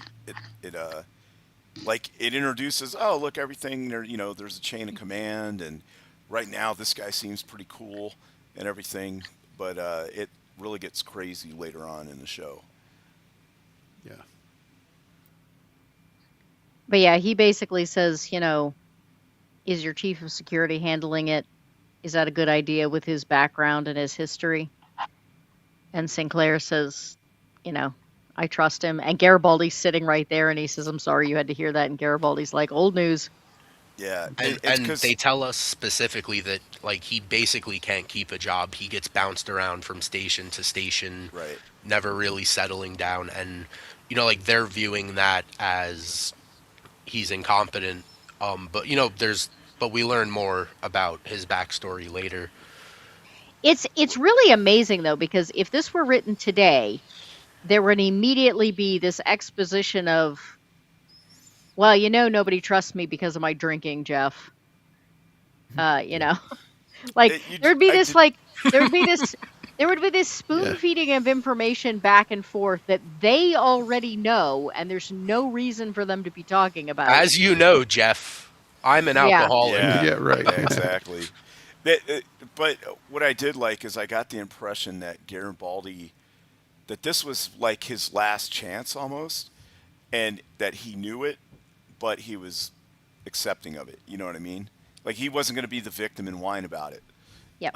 He was just going to get his job See done. but that would be nowadays too, whining about it. Right. I gotta Sinclair say, and Sinclair would say, as you know, I was on the line and lost all my crew. yeah. So Except he'd be sitting in the captain's chair, reclined, reading a book. Barefoot. with his feet up. Well, and So- one of the things I Sure. love about the scene really quickly is that after Sinclair is done talking to the senator, he tells Garibaldi, I'm sorry you had to hear that. And Garibaldi kind of just shrugs it off and says, it's old news.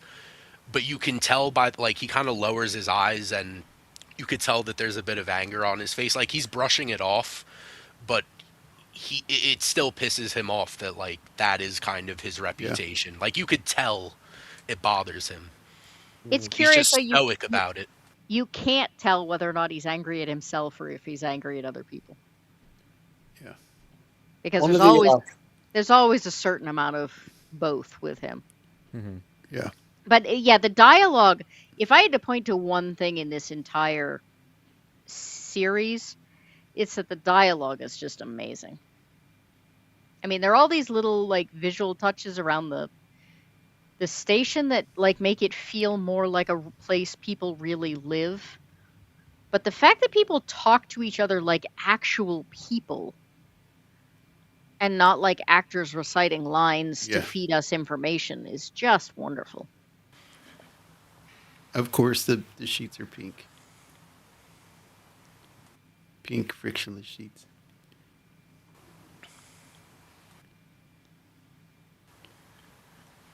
So the doctor, they kind of do like the doctor client, there's no talking about what he saw.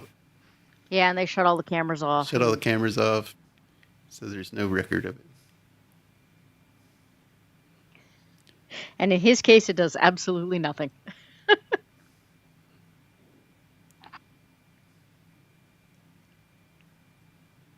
So here we do find out that he was poisoned. So, but he didn't know what kind of poison or how to stop it. The thing is, though, is that, I mean, there's been some time in here, and this is when he locks the place down. Right.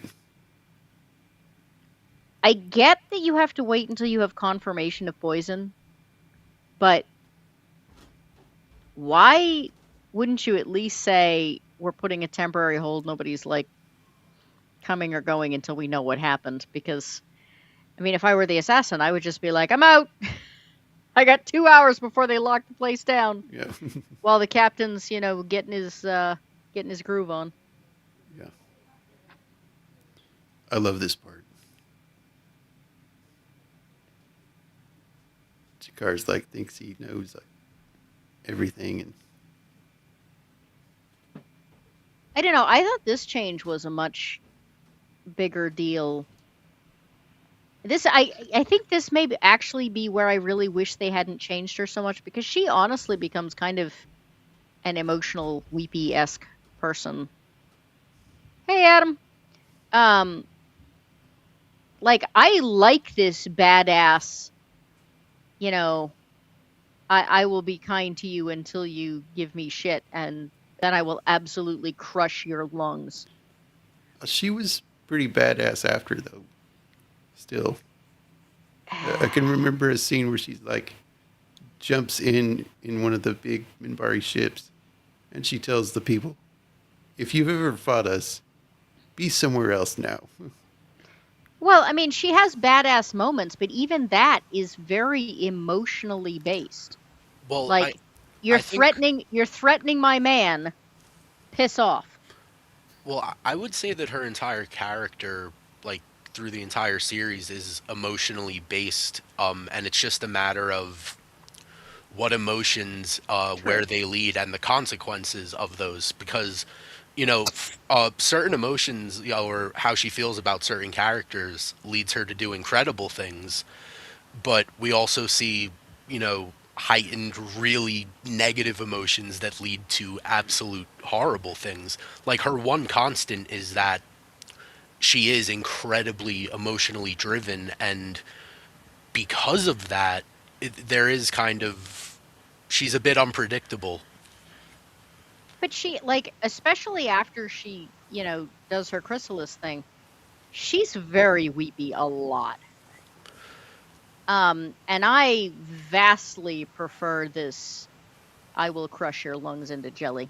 I mean, I get it, but if it's Well, she post does that chrysalis, though. you can kind of chalk it up to part of the transformation. Well, Like, I don't really Delaney, Yeah. mind that change because of No, the no, no. fact that there was the chrysalis and all that. I'm saying that once again, had we gone from this form, this like much more angular, much more badass, much like in a way crueler form to what she becomes, instead of having that intervening middle ground, I just think it's another example of like where she, like, that change would have been so much more intense. Oh yeah, I'm really not arguing with you on No. that front. But you learn so much about the Narn and the Minbari here, because Jakar, like, they're this, the Narn were recently, like, they've kind of just gotten out of slavery and on their own feet, and he's already trying to make alliances with the Minbari here, who are, out of the younger races, are pretty much the most advanced and powerful. Yeah. But it's not for any good reasons. He just wants Yep. revenge at the Centauri who, enslaved his Yeah. race for, however long. Yeah. And she sees right through this. It's not, she knows exactly what he's gonna say. Yeah. She doesn't care about it. And she brushes him off. And then, like, here's the scene is where we learn two things. That, the Minbari basically had the human race on the verge of extinction, in during the war, and then, miraculously pulled out for no apparent reason. And secondly, I believe the Grey Council is mentioned for the first time, and her, it's the Grey Council being mentioned that makes her flip and, Yep. almost You will kill never- Jakar. You will never mention the Grey Council in my presence again. There's so much mystery, like, set up in this pilot, man. It's phenomenal. Yeah. Because for like a huge chunk of season one, like, you get little details about the Grey Council, but it's like, they're never rushing to give you an answer. They really take their time with everything, and it's gorgeous. I also want to say, just because Jacob's been flipping through, so the guy standing to Garibaldi's left, and there was the guy wearing the beads that's like walking through the scene a couple of slides ago. The fact that that guy right there. And then there's one you can't even see in the background with like feathers or something on his hat and a weird like clothing style. The fact that they have aliens that don't have anything to do with this show whatsoever. They're not on the League of Non-Aligned Worlds. They never have speaking parts. They never have anything. They're just there because this is a port of trade, is one of the Right. things that right from day one made this actually feel like a real place. Hmm. The aliens aren't there as props. They're there because they live there. Or did they have those same kind of aliens in the regular seasons? Yeah, you frequently will just Yeah. see them if they have Yeah, you'll see aliens you only see once, and you don't see them again. and there are aliens that don't have any other role that you'll see repeatedly. Yeah, I know That one looks like a gorilla from Planet of the Apes. A Gorilla Garage that way. Gorilla Grodd. If you go reading through some of the fan archives where it comes out, they couldn't legally say it was, but a lot of times those like one-off aliens in the background are little homages to other sci-fi shows or comics or whatever. Where they say, let's just draw a cat alien or whatever. Looks, like, and they can't say it's an alien from this show or book or whatever, but it's there as kind of like an inside joke, homage type of thing. Mhm. You know, Oh yeah, well aren't the Ood from Doctor Who in the background like a whole lot in this show? Dude. They got There's like a the tentacle-y faces. there's a species like them. It looks incredibly similar. I honestly thought they just stole Yeah. the props from Doctor Who. There are Now, one there of are the, also there are also humans that have totally different hairstyles and totally different dress styles Yeah. than what would be familiar to us, which is also very realistic for something that happens, Yeah. 1,000 years from now. one of the things that was kind of a disappointment with Babylon 5 in a sense, even though I was okay with it. If you watch starting here, Jerry Doyle has great chemistry with Katsulas and Jurassic. As those characters have great interactions through the first couple of seasons, but then Garibaldi's storyline takes him away from those characters, basically, as the storyline progresses. And I really love that all three of them interacted. Then again, this is probably the show, barring one or two exceptions, with the best overall cast on certainly on a sci-fi TV show. This is Arguably- where Yeah. this is where Londo does the Earth time. We were once pretty good sharks ourselves, Yeah, now we're 12 planets and 1,000 monuments to past glories. Yeah, I am here to grovel at the feet of your Earth Alliance. Yeah, we're a oh shoot. What does he say? He says something like we're a tourist attraction to Earth time. Yeah, we've become a tourist attraction. Open 9 to 5, Earth time. Earth time. Yeah. Yeah, So- it comes out a bit later. This isn't too spoilery.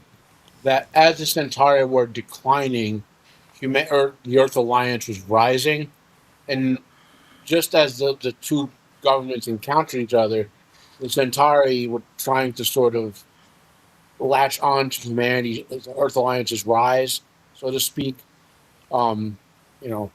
To keep themselves afloat. Oh, they were basically. even trying Yeah, to say that yeah. they were that the humans were a long lost colony and they were genetically similar Yeah, right. until they Yeah. got hold of some some Centauri DNA and found out it wasn't true.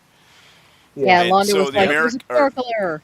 So the humans felt like the Centauri were trying to scam them. Yeah, and really quickly, one of the things that makes this episode feel so real is that even though it's our first time seeing Babylon 5, all of these characters have worked together on Babylon 5 before and interacted before. One of the things that drove me insane about Crusade was the fact that we had to sit there and watch everyone get introduced to each other for the first time. I don't know, it drove me up a wall. But here, like when Garibaldi and Londo interact, you can tell that Garibaldi has put up with his nonsense multiple times before and is already just so over him. And when Londo's gambling, he even asks Garibaldi for some cash. Yeah. Suddenly he's like, my great friend, Mr. Garibaldi, please lend me some cash. My good and- dear friend. Yeah, and Garibaldi says, not again. So Yeah. you can tell he's been to him before, and Garibaldi, I don't know, maybe he felt bad. There is something kind of sad and endearing about Londo. So maybe maybe he gave him some credits, and he ruined it all, and Londo one is the one one. role. Londo is the one person we get character arc from in the first episode, though, because he starts off as this carousing, drinking, gambling, not really doing his job, and then we have that one hint of the fact that he's hiding behind booze and gambling because he feels like he's lost so much. You have this one moment of tragedy, whereas Jakar gets great character development later, but in this episode he's pretty two-dimensional. Yeah. We get introduced to all of Sinclair's mysteries, but he's pretty two-dimensional. Londo is the first person, and I think that's why it's so hard to dislike him at any point where he really kind of deserves it. Because the first real bit of him we see is that bit of tragedy. Yeah. So this part here, of course, she has coffee. The only person that has coffee. Why? That's just mean. And she bribes him. Yeah. So he's like, I want to get telepath to read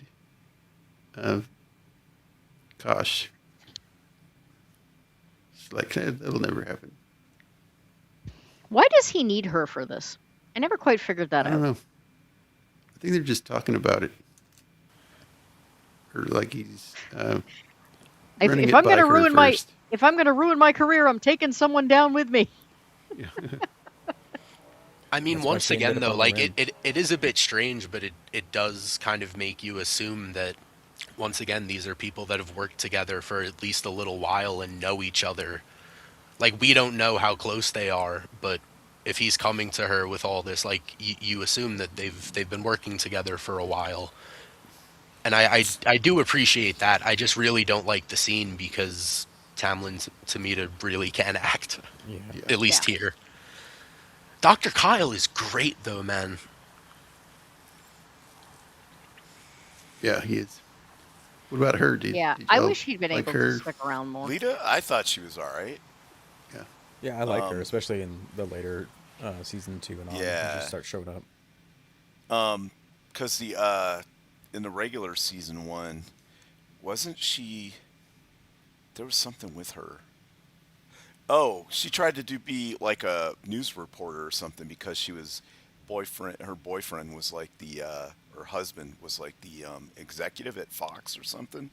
So they tried to put her on like Fox News, and she flopped. Oh, that's weird. Really? Because I Yeah. thought I thought her thing was that she did a lot of stunt work elsewhere. Not Lita. I'm talking about the blonde girl in the who plays From who's season this- 1. From season 1, right? Oh, okay, I got you. Yeah, I'm sorry. she like later on during this. Well, I think she was- married Jerry Doyle, didn't she? She married Yes. Garibaldi, I believe. Well, she might have been dating somebody or something because they tried to put her on Fox News, like back when it. Okay, so in the '90s, Fox News isn't what it is now. It was a little different. It was like an actual, and same with CNN. They were both different kind of entities, where they actually did news and stuff instead of all kinds of political things like they do now. Yeah. And they tried to put her in there to read like the evening news, and it just didn't. She Yes. wasn't good enough, but the reason she got in there is some like nepotism stuff. I So- mean, well, I do believe that after Babylon 5, Jerry Doyle either got into politics or political commentary.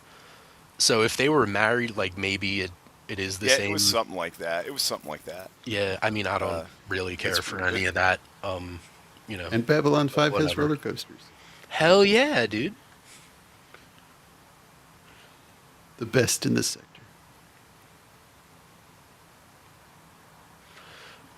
Oh, and even though it looks like a cheesy roller coaster ride, I do appreciate how honest Garibaldi is with Sinclair because in that scene he's telling him that at the moment the only thing that doesn't line up is your story, Jeff. Because you say that your turbo lift or I keep forgetting what they're actually called in the show, Yeah, malfunctioned for 2 minutes, but there's no record of that on any of the maintenance logs. And like he's being honest with him, and he's like, listen, like I gotta follow this through as like a lead or like a point of inquiry. Like, you're my guy, but I still got to do my job. He's very straightforward with him. yeah. I'm looking up what they call the elevator.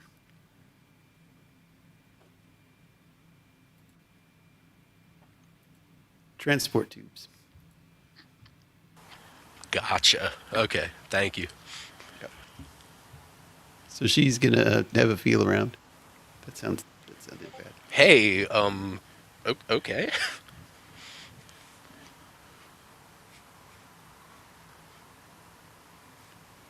So she gets a read. And it's just a bunch of flashes of everything.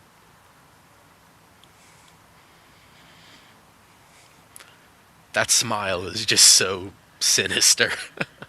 Yeah. Hi, I'm not gonna harm you at all. So she starts freaking out and like, it was poison at the wrist. And then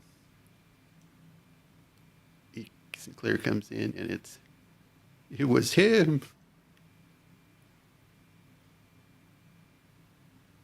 The 2-finger point. That's serious. That is. Hey, Rowan, what's up?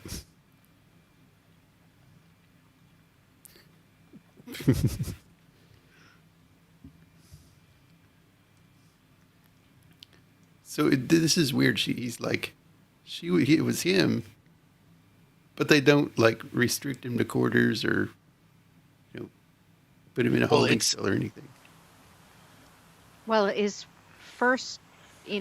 next in command would have to be the one to do that, and she's not willing to. So, Okay. or a security officer who's also not willing to do that. Yeah. Like somebody has to take the action, and nobody wants to take that action.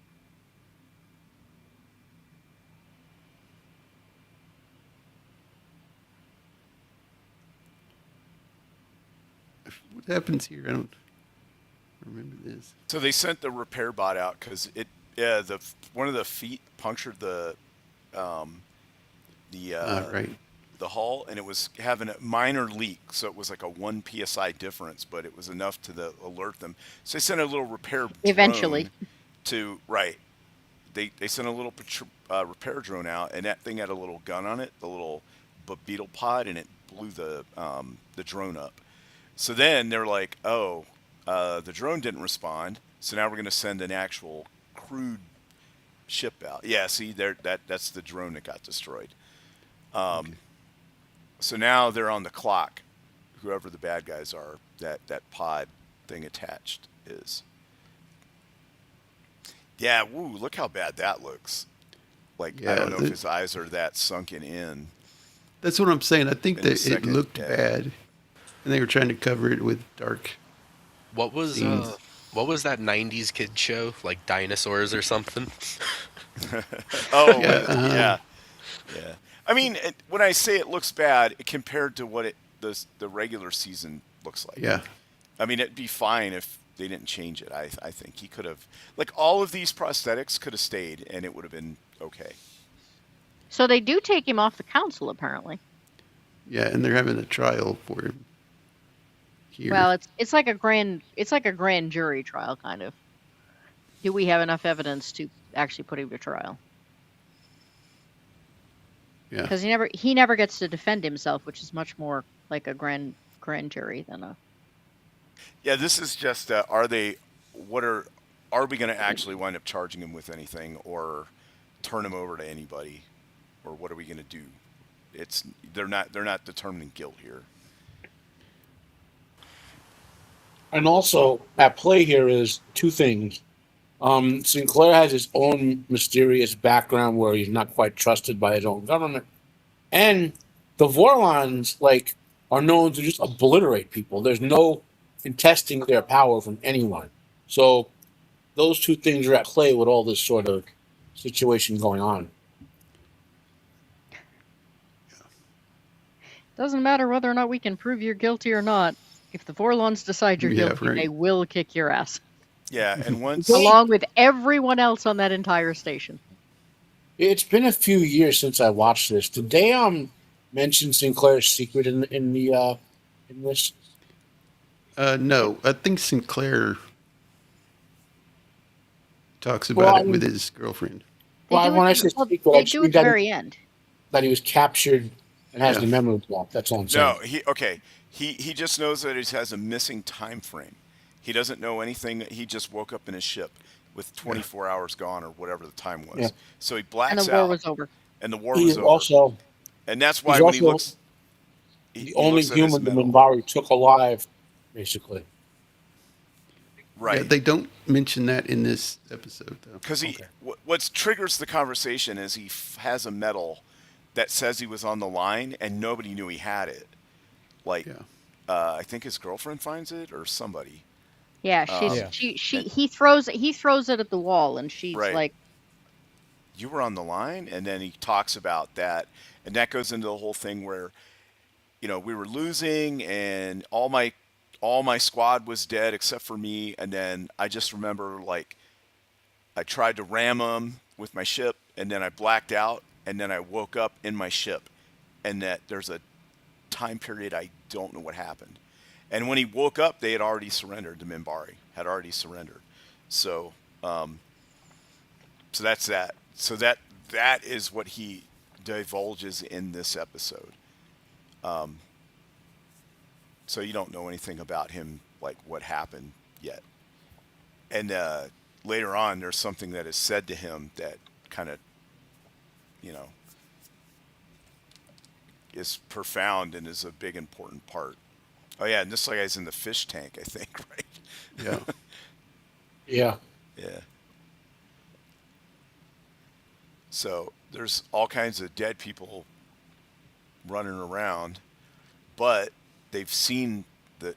So this guy's been dead for a certain amount of time, but they've just saw him a little while ago.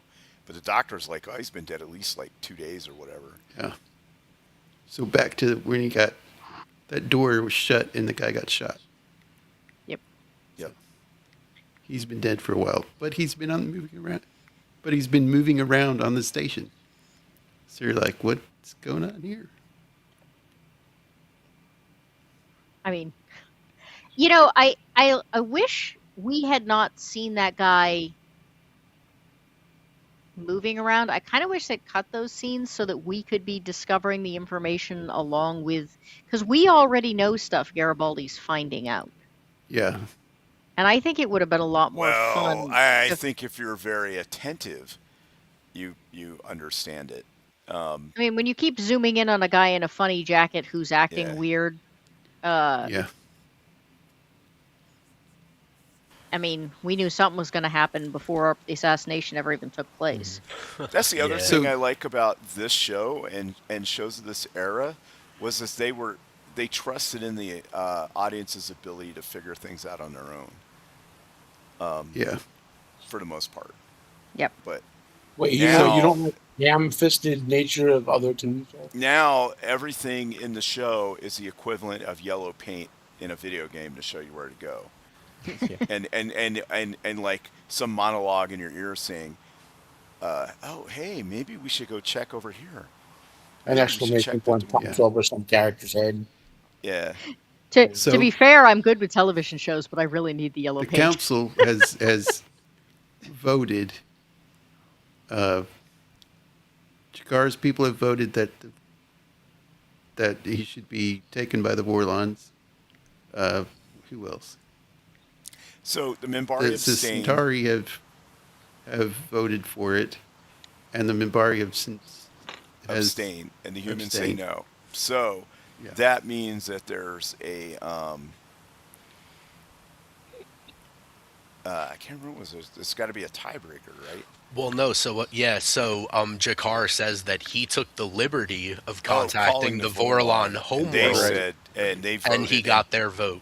Right, he got the power to Yeah. vote for him, so they're gonna. So Sinclair has 12 hours to pack his stuff, Yeah. and they're gonna Yes. come send a ship, and then it turns out the Vorlons don't just send a ship; they send an entire fleet.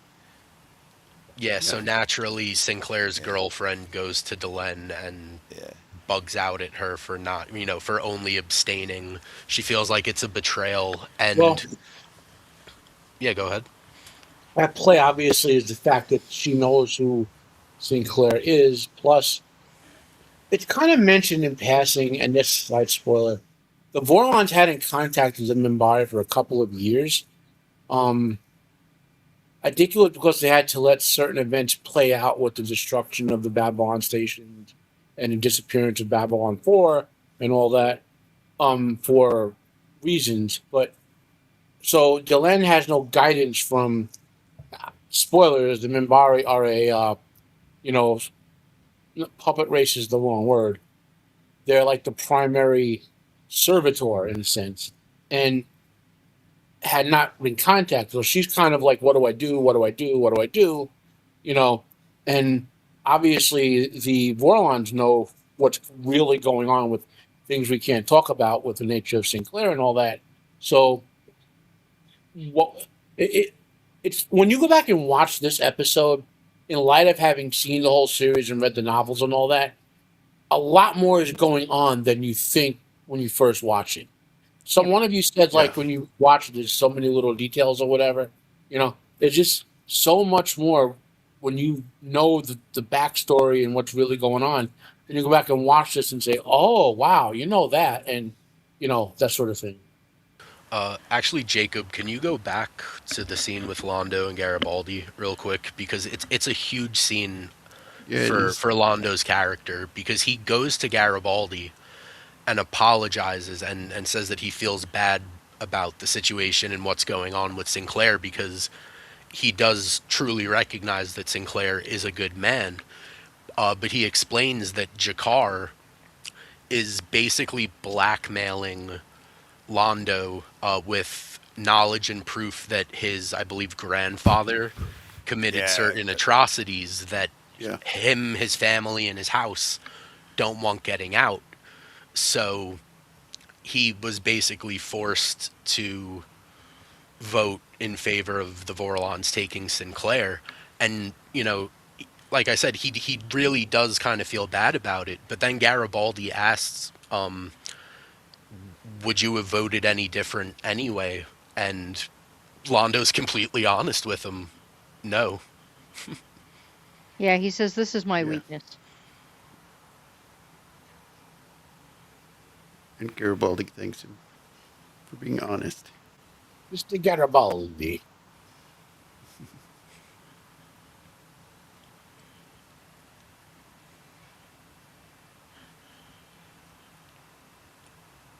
So he's going through his stuff. He's packing to go with the Vorlons. And he runs across this. And he flings it across the room.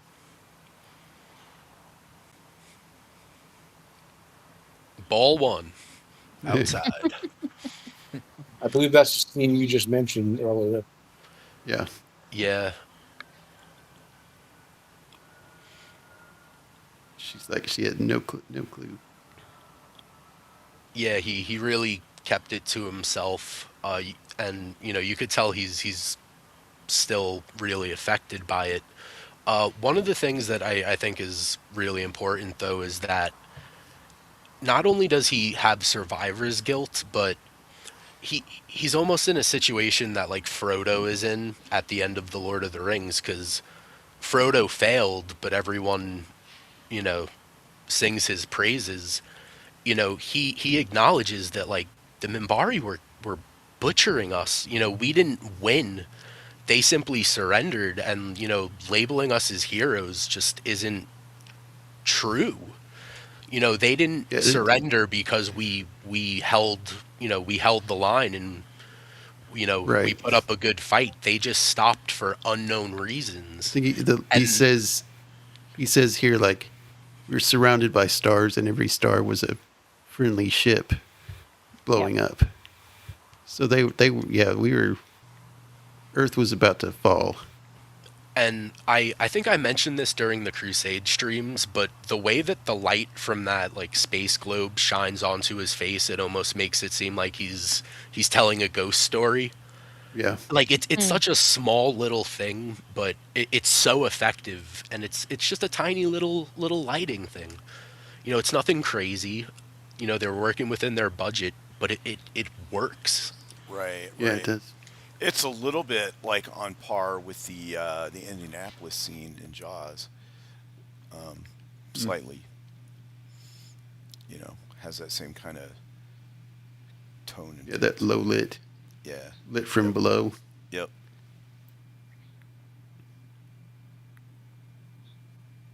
So he's like he was the last survivor of his men. All his men were killed.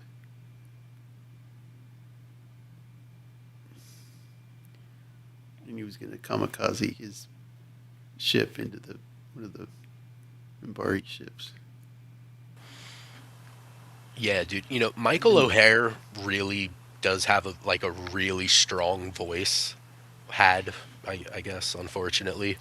Yeah. But his face just tells so much. Even just like looking at those slides, man, he really does a phenomenal job. All things He considered. does. Yeah, he was a really good actor.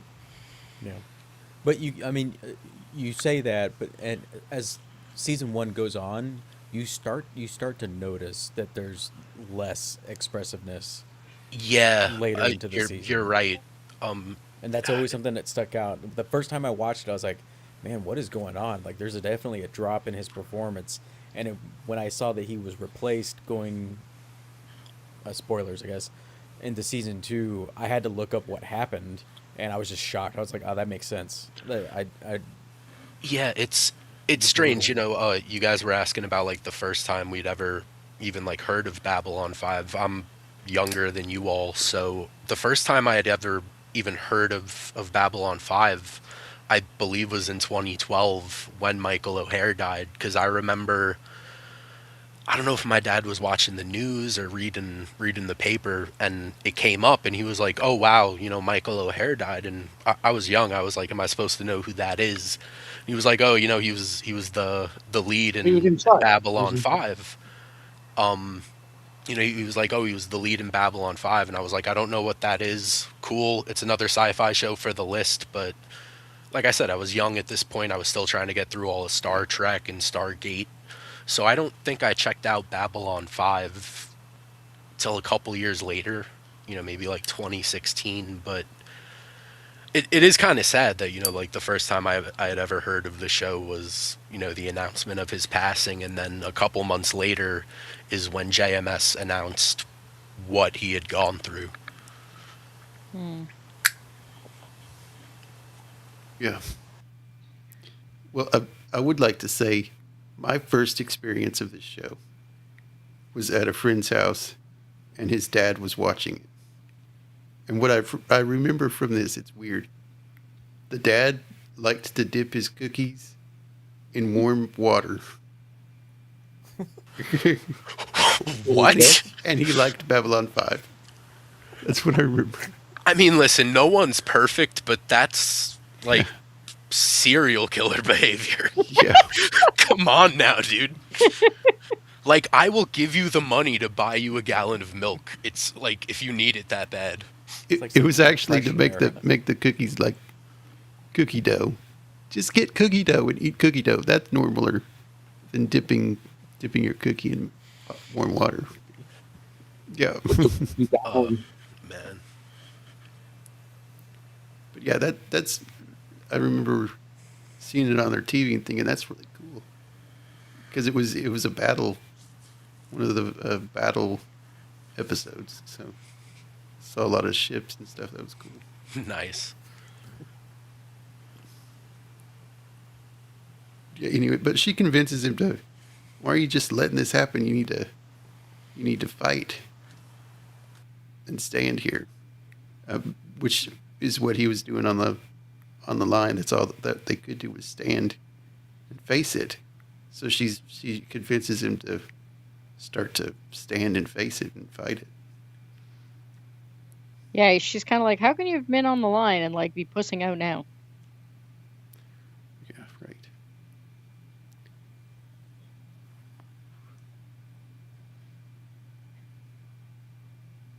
And here we have Lita, totally normal, 100% authentic Lita. Nothing strange about her No. whatsoever. Just turn in some dials, as one would do. That's white privilege. It is. It's like, what are you doing?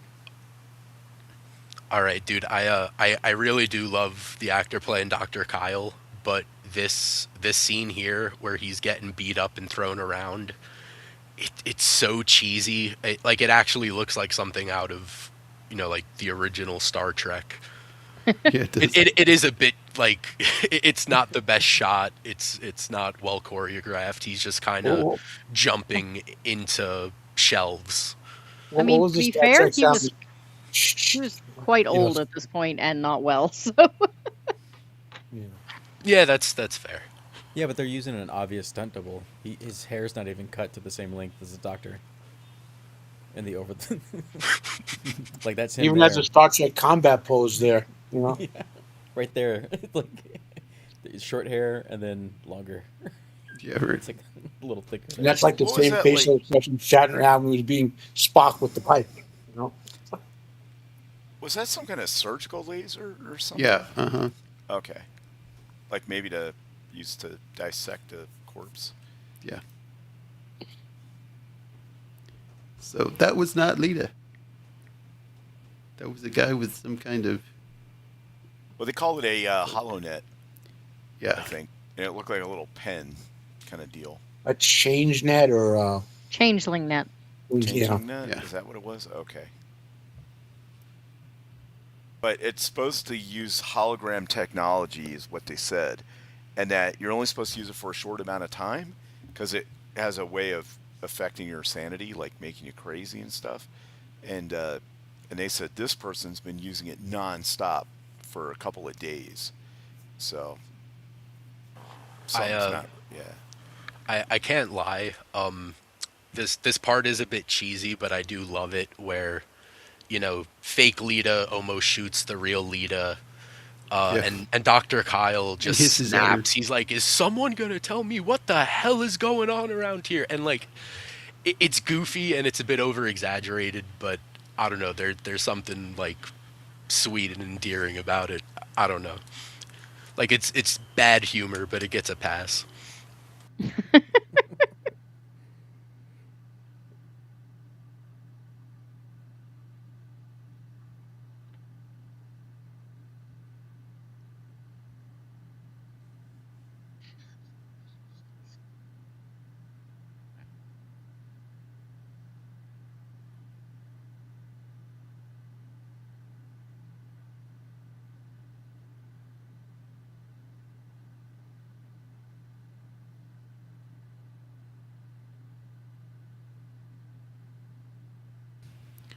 What did I miss?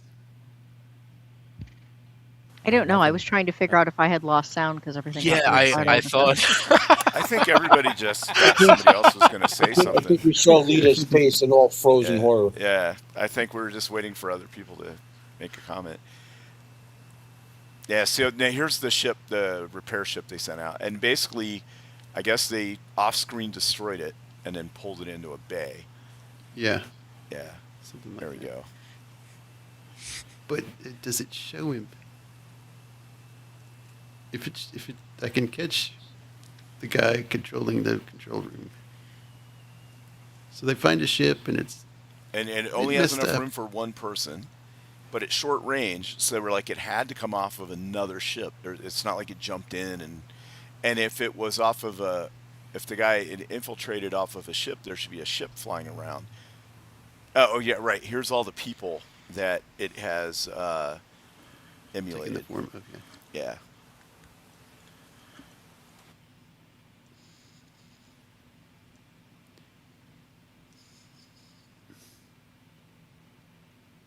There, this guy. Yeah, he gets recast later. or Yeah, it's Mr. series. Morden. Mr. Morden. So now they've redone the scanners so that they can find the energy signature of the changeling net. They use the external sensors to do the internal sensors. Why it didn't have internal sensors anyway, I don't know, but maybe they fixed that Limitations of human technology. there. Yeah. Babylon 5 does get like I think 2 upgrades throughout. It's like in show, like Mhm. they do upgrades twice. I think. They upgrade the defenses, right? As one point. Uh-huh. Yeah, when Yep. the Gropos episode happens, they upgrade the weapons and all that. Yeah. And I think there's like well, spoilers related to Epsilon 3. There's like a sensor upgrade at some point. Oh, right. Yeah, it gives them more range. Yeah. Yeah. Doesn't it have a shield too though?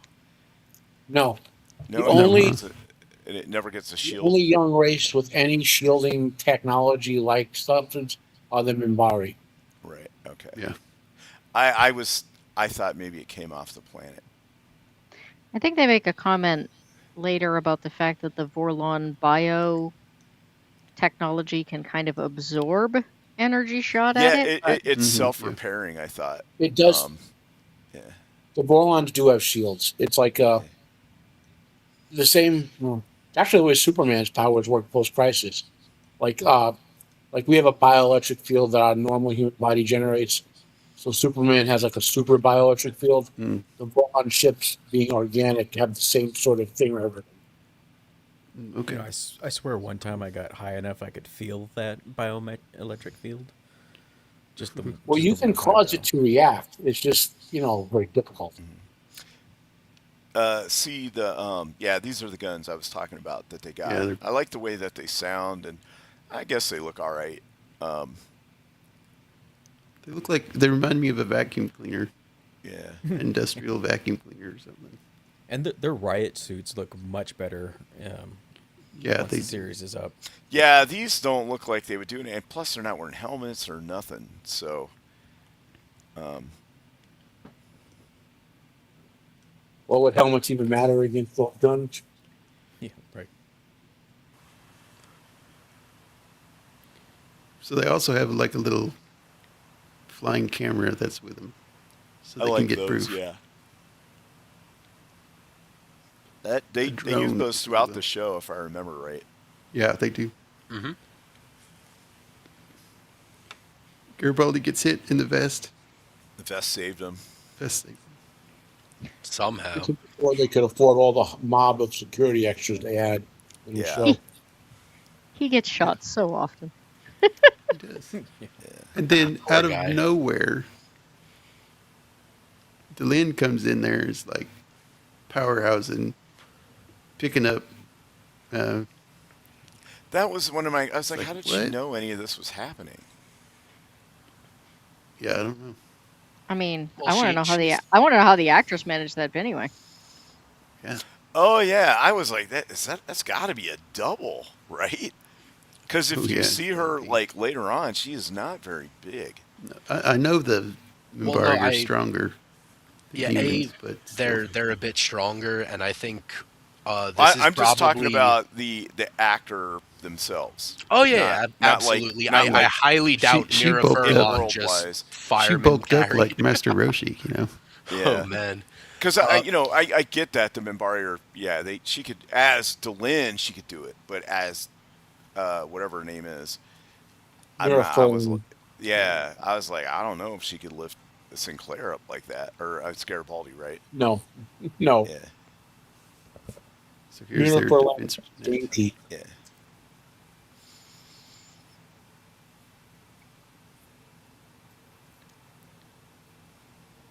Let's see if we can get to see one of these guns work. And they got a laser on it too, Yeah. which I liked. Which I mean that wasn't like super new technology, but for a TV show it was pretty cool. And then the guy starts changing into everybody different, including Sinclair, which lets you know that's exactly how the Vorlon ambassador was poisoned, is that guy took his form. You got on, Bennett. And Yeah, and this is the it's real. revealed that it's a Mimbari. It's a Minbari. That morph transition looks so good. Yeah, It does. Yeah, it's pretty sweet. yeah. And Because then that morph was like, that was really new at this time. And you just didn't really see it that much. Like Michael Jackson, the black and white is like the most famous like morph video, but that was so Yeah. smooth. This part too, Sinclair asks him, "Who are you?" And he says back to him, "You have a hole in your mind." in your mind, and then he like breaks his wrist that has like a bomb in it or Yeah, something. self-destruct. Yeah, self-destruct, and they're like, "Go ahead and get out." I was a little disappointed he didn't do the Predator laugh. Yeah, oh, yeah. That would have been a nice little Yeah, and tie-in. here we get a big explosion on the ship, on the station, and it pushes the ship out of alignment, the station out of alignment. So they have Yeah. to. So yeah, this was good. I liked it. They showed that there's actual consequences to blowing something up in space.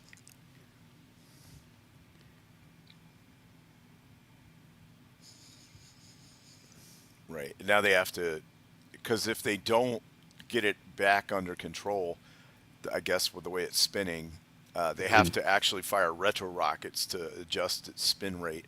Otherwise, because it's out of axis, it'll Orbital supposedly, destabilize. yeah, orbitals destabilize and tear itself apart. But I guess if it oscillates too much, the interior stuff will be jacked up. So, because if you start spinning it at a separate rate, you can increase the gravity by like a bunch if you make it go too fast. Well, I'm guessing the voice modulator thing sounded like a Gould from Stargate, so they didn't do that. This was Oh. before Stargate, wasn't it? Yeah. Yes, it was. Yeah. This was quite a bit for. think the Actually, Stargate movie Stargate the came out- movie had not even come out yet. wasn't it Oh, that's 94? right. I was gonna say I don't even think was the movie 90. was out yet. Stargate the movie came out in '94. I remember that distinctly Yeah. because I was in England when this came out, and I was in Tucson when Stargate came out because I went to see it at the theater, and it was packed, and there were only 2 seats left, and I got like really crappy seats on the side. Like I had to like sit way on the side, and it was still a good movie, but I just specifically remember that. That's a good theater though. It had like these big domed ceilings and lots of room.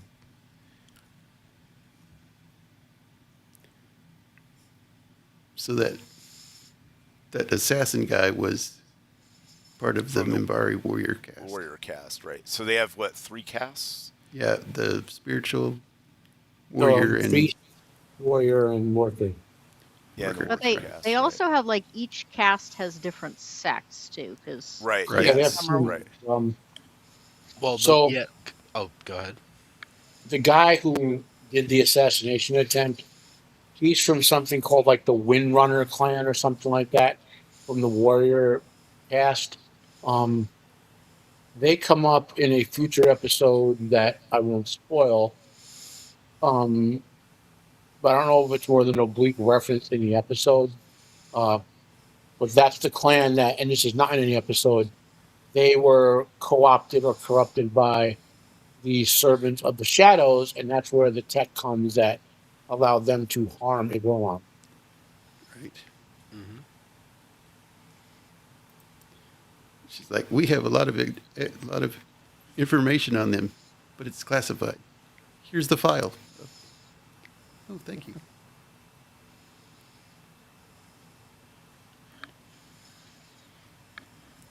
So they're able to stabilize the. I can never quite Gosh. figure out, like, considering that she's one of the government, her constant willingness to like hand over classified information. Yeah. Like, why doesn't she just unclassify it? Well, I mean, as we find out later on, she knows a lot more about what's going on Well, Yeah. not only that, but I think it's a trust thing, because it's one thing to say, like, here are these declassified files I'm giving you. It's another to be like, hey, I'm going out of my way to give you this thing that, Sinclair mentions earlier when she gives him information on the Vorlons, that there are people on both of our races that would have us both hung for, for giving me this information and doing this. So I don't know. Right. I feel like it being like this more secretive thing it's more of, I want him to feel like he can trust me. I'm going out of my way and like almost into danger to help him. Well, it's kind of what I was getting at was like, is all of that, here's classified information, is she just manipulating him? Well, I mean, probably maybe because like there's certain things she said in this episode that like we know from seeing the rest of the show and seeing stuff like in the beginning that she's lied to him a couple times already about certain things. Yeah. One of the And other even if you, my bad, real quick, even if you haven't seen the rest of the show and you're just watching this episode, there's just enough there where you could still kind of doubt her, like something's up. so Yeah. she is one of the few who knows Sinclair's true secret, right? But the Vorlons Right. have not contacted them to explain the nature of that secret and what the real secret is, You right? you say it's a secret as if as if he's in on it. Well, I'm trying not to spoil. No, I know what you're right, I saying, mean, yeah, man. like he I could doesn't drop know. like a ton of like Yeah, episodes. I'm trying not to do that, you know. No, right. I know. Um, I just yeah, I'm just amused every time you say his secret because it Well, sounds like yeah, one of he the knows other what's we were going talking on. about yeah. like secrets He's in and the closet. our governments would hang us if they knew what we were doing. It goes to the fact that they have an extraordinary amount of autonomy on the Babylon 5. As the commander, like Yeah. he has a lot of power, but Yeah. very little oversight to what he would probably have. And it's because I think their communications are limited. Like there isn't all this real time comms with Earth. You know Yeah. what I mean? Like there Well, isn't like a we kind of learn when Sheridan comes aboard that the Minbari were very insistent that the military governor of Babylon 5 had a lot of like almost absurd, overpowered ability. You know what I right, mean? right, Like more than just a dude commanding a space station. You know, he's a full ambassador. Right. He's like a regional military commander. Like any Earth force ship that would go in his area automatically falls under his command. That type of thing. You right, know. right. And Um. that's what I mean is he has a lot of Yeah. discretionary power where he doesn't have to. He can like Yeah. make decisions and he doesn't have to call back because like nowadays with instant communication, if you're like if you wanted to do anything, let's say overseas or whatever, and a commander wanted to like act on something, realistically, they would have to call back and get permission from like the Pentagon or the White House or something. Yeah. But Oh yeah. this is a Yeah. little more like how it was in the 18th century. Imagine this, where the Parliament of England would put out a mandate to a ship captain, and they wouldn't talk to that guy for 2 years, and he's running around doing stuff that could potentially start wars and all Mhm. kinds of things, you know. Oh yeah. And And so, yeah, he, so he and the previous Babylon commanders were approved by the Minbari, despite Earth not necessarily wanting. These are all they would approve. Sheridan is a big fu to the Minbari, um, Yeah. which turned out to harm Earth more than in the long run anyway. But right. it's just Oh, like so yeah, okay. So it's when interesting. Earth puts him forward to kind of push Yeah, back a little bit. Earth sends their greatest military commander out, thinking they were screwing the Minbari over, and you know, um, but it's just really amazing to watch. Like this, I'll say this again and again. Like knowing what we know of the future of it and how events played out and all the background lore and stuff, and go back and watch, these early episodes and seeing planted seeds and like we're talking like is she manipulating Sinclair? Well, that's true to a point, but she's also very respectful of him. But not for the. But she doesn't really have full knowledge of why she's respectful of him. In other words, it's not going to spoil it. I'm just not. But like, it's just so amazing the level of writing JMS and his team put into this. Well, this is what you get when you have a 5-year story plan. You already have a good idea of how it's going to. I mean, it's not it's not like set in stone or whatever because Yeah. actors come and go and stuff changes, or you might have an epiphany here and there. But the overall story arc is already set. It's not like, well, we'll just make it up every week. We'll have a new one, and then you know.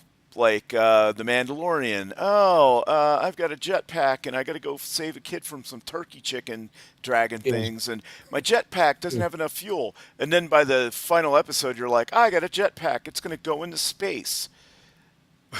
Like, you know what I mean? And they're just writing it for whatever's convenient for the next scene. Yeah. Where in this, it's thought out. You can plant a seed in season 1 that doesn't come to fruition until season 5, Yeah. right? And he Like, apparently not only had to yeah. write it out, but I've heard that when he presented it, they did a whole lot of, well, what happens if this, how, you can't plan this out 5 years. What happens if this, and what happens if this person Yeah. leaves? And so he basically had to have like outs and replacement ideas Mm-hmm. for almost every major member of the cast. Right, right, Mhm. and it, but he had an outline, and a good one, Yeah. right? And it was a plan, and that's why this show is so good, is because you can do that. You can put something in motion in one episode, and it doesn't actually you don't even know what's happening until way at the end, and then the payoff is huge. It's not like nowadays where they put all this threads out and then they never do anything with it. You're like, oh man, I wonder what happened with this, and then they're just like, Talking about the mystery boxes that everybody likes. yeah, so much. exactly. Yes, the whole No, JJ we know where mystery we're going with this. boxes. Honest, we do. Right, Well, and then it I doesn't think- wind up doing anything. Nowhere. They're going nowhere. I Well, think you I- all are going to be just as surprised as we are with where this is going. Right. Yep. Well, I think one of the things that makes it great also is that like not only are there these setups and payoffs that are massive, but there's also a lot of subtlety throughout the show and the seasons. Like Yeah. there are certain things that they're not in your face, or it's only like oh, if you noticed or remember this thing from previous episodes. Like there are huge payoffs, but there's a lot of subtlety that make like only if you're really really paying attention do you connect certain things, man. And you really you have to trust your audience to do that. But at the time, like that was really bold, man. This is 93. Like long form storytelling was really kind of getting on its feet. You had Twin Peaks in 1990.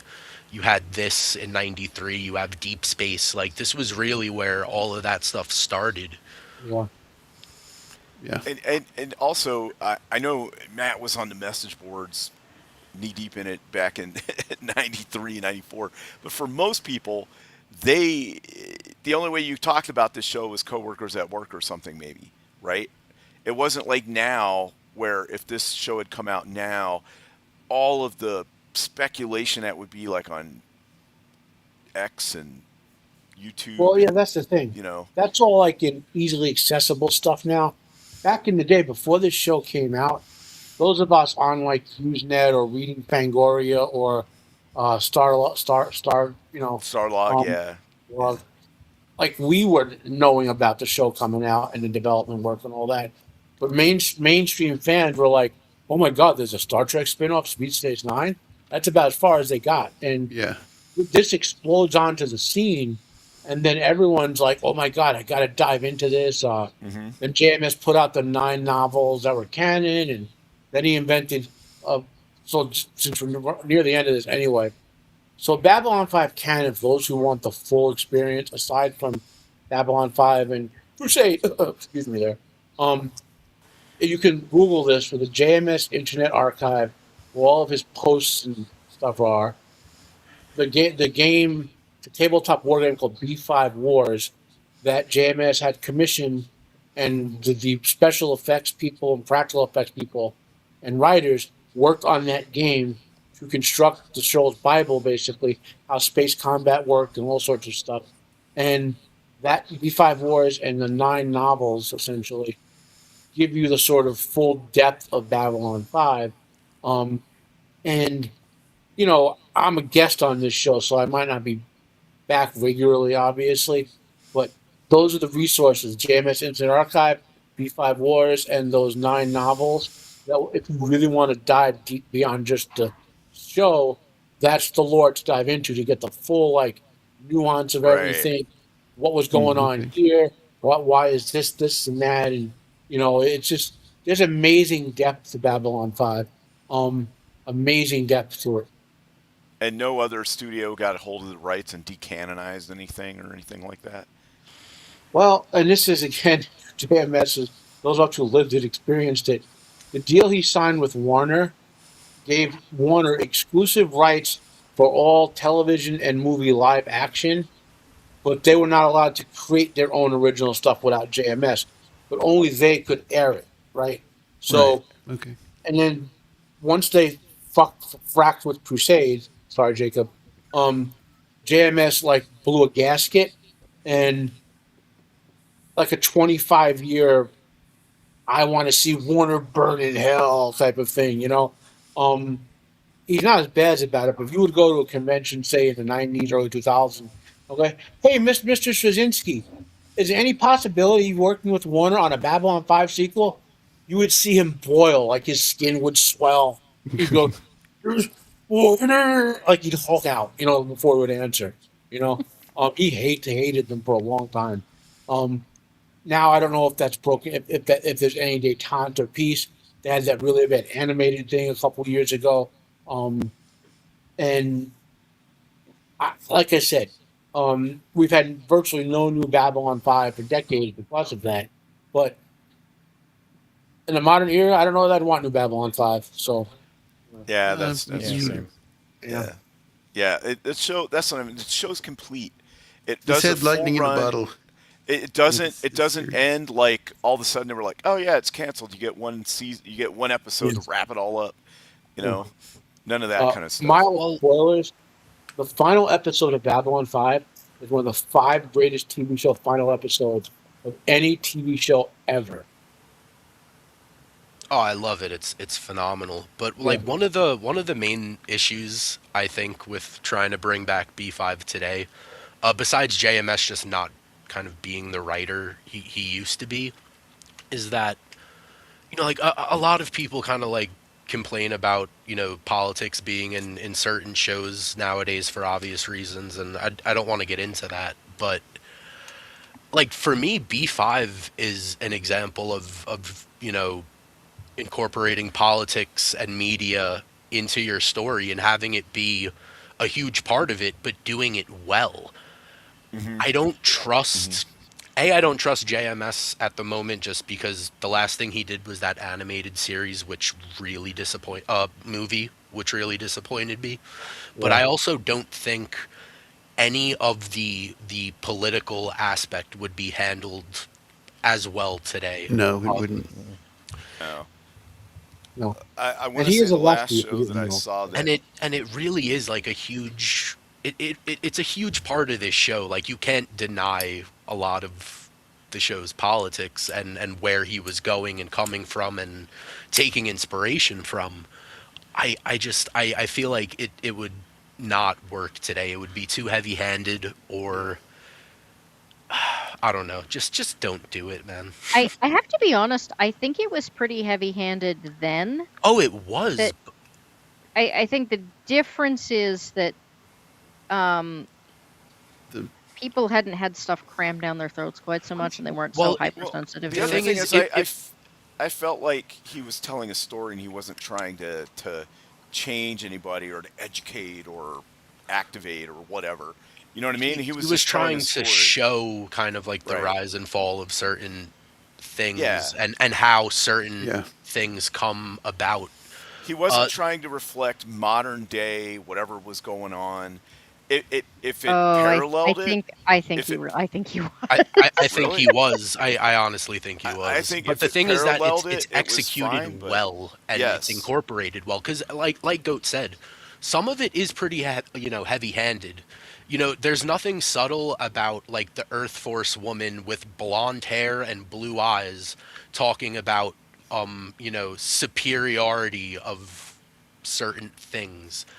There's nothing subtle about that, but you see where he's drawing the inspiration from, and it's Yeah. incorporated into the plot and makes sense within the characters. You get what he's referencing, but it I I it thought right, that doesn't. the most but it felt organic. It wasn't That's my like point. It they doesn't weren't it they doesn't weren't stand. like oh look, this is a Yeah. Clinton stand-in, and this guy's obviously George W. Bush. Or a Trump Um, stand-in. Or, yeah, or but whatever. Well, now it would be you also didn't have actors getting online and running her making mouth. Yeah, yeah. exactly. Yep. So it could be more subtle that way. You were going week to week. Um, it wasn't like everyone was binge watching like 6 episodes at a time. yeah. But I also think that the most important thing that you got from the show was the fact that they spend the whole time being told this is the good race and this is the bad race, when in actuality it turned out everybody sucked. And that what you really had to do was think for yourself. And that, I think, is the message that would get lost today. You think that would Um, get that message would get lost today? I do, because I am on a lot of Babylon 5 sites and it is already lost. Right. There are a lot of Um, people that have problems with it that you're like, I don't understand why you have a problem with this show. And but they don't have an issue with the show, but there are a tremendous number of people on Babylon 5 fan sites who want to talk about modern day politics, and other people do Well, not want to talk about modern day politics, and they say, well, Babylon 5 was all about politics, and then we're like, yeah, but not today's politics, and there's a difference. our Right. And my, sorry, go ahead. I was gonna say, if I mean, I can't say this without being spoilery, but essentially the Vorlons and the Shadows are space leftists fighting over how to tell us all how to live. If you think Yeah. about it, I think that they are supposed to be both political parties, and the whole point is that they're really just kind of both out for themselves no matter what. But somebody got really mad at me once because they were like, no, obviously, like, this is about modern day politics, and these are the good guys and these are the bad guys. And I was like, that's weird, because you're right. B5 is about politics, and what I learned is that when I got two sides telling me that they know what's best for me, they probably are both terrible. truth is a three-edged sword. Yeah. And Yeah. I think that part would get lost. wait, Yeah. Because that's it's a quote already from lost. the show, right? Yep. Yeah. From the Vorlons.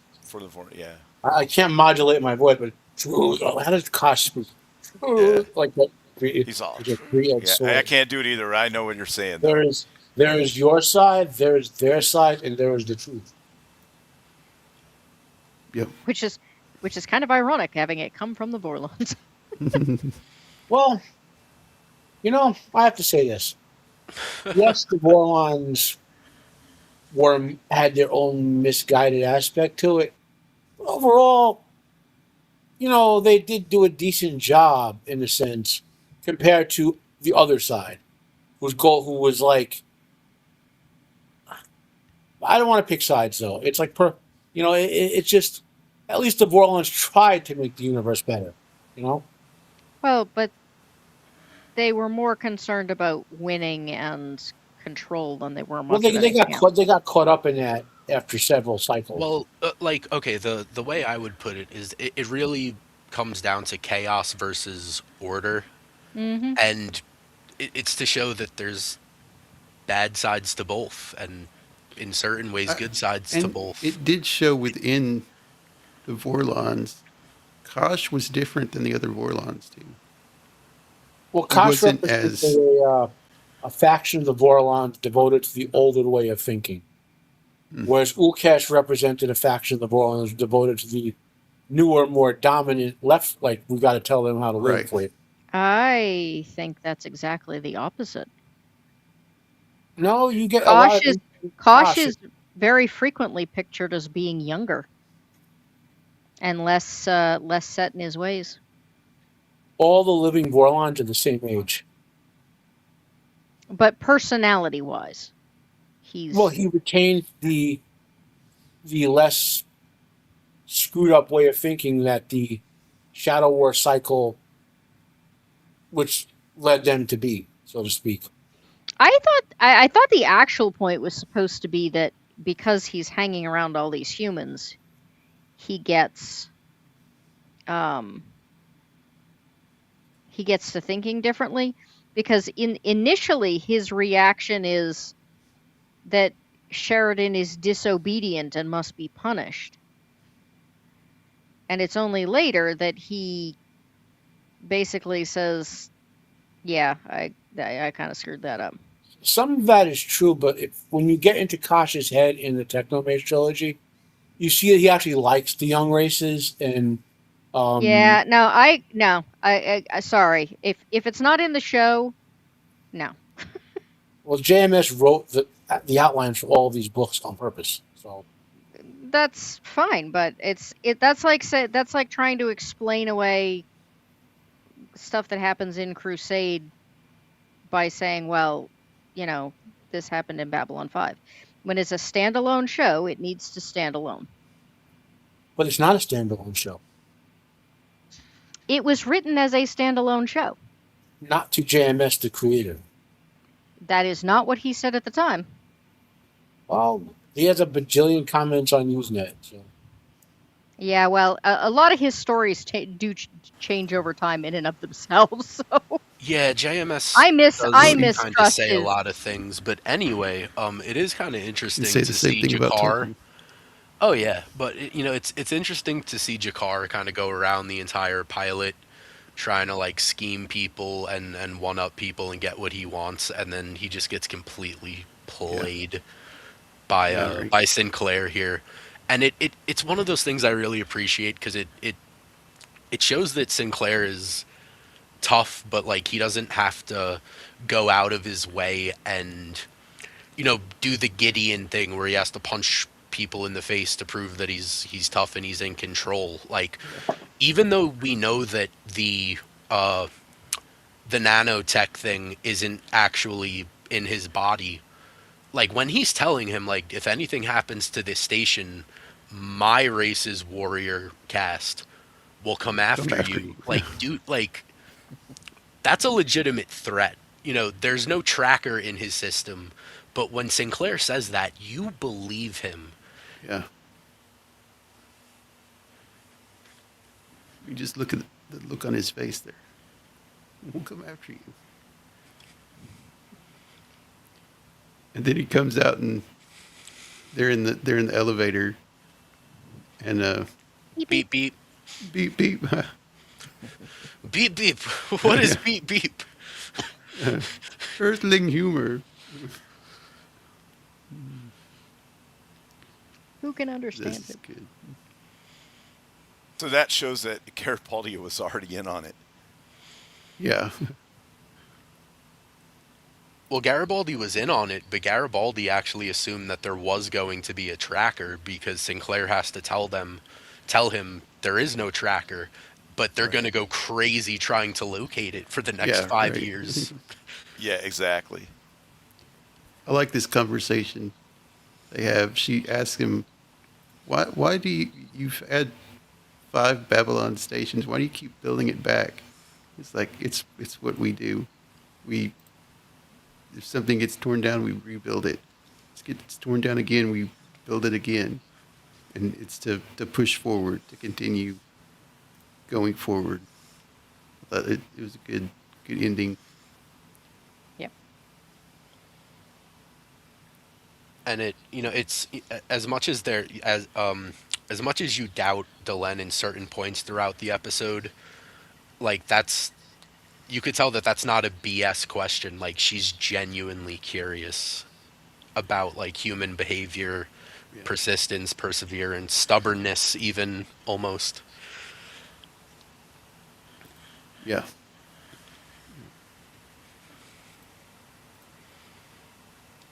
Oh, and I think this is also where he brings up the fact that the Mimbari said, there is a hole in your mind. And then she brushes it off by saying that it's just like an old Mimbari phrase and that, you have nothing to worry about. So you have that nice moment Yeah, where she's like it's asking him a a very genuine question, and then it kind of and the scene ends with her very clearly lying to him. like Yeah, that she's it's a a like terrible a liar too. slur or something.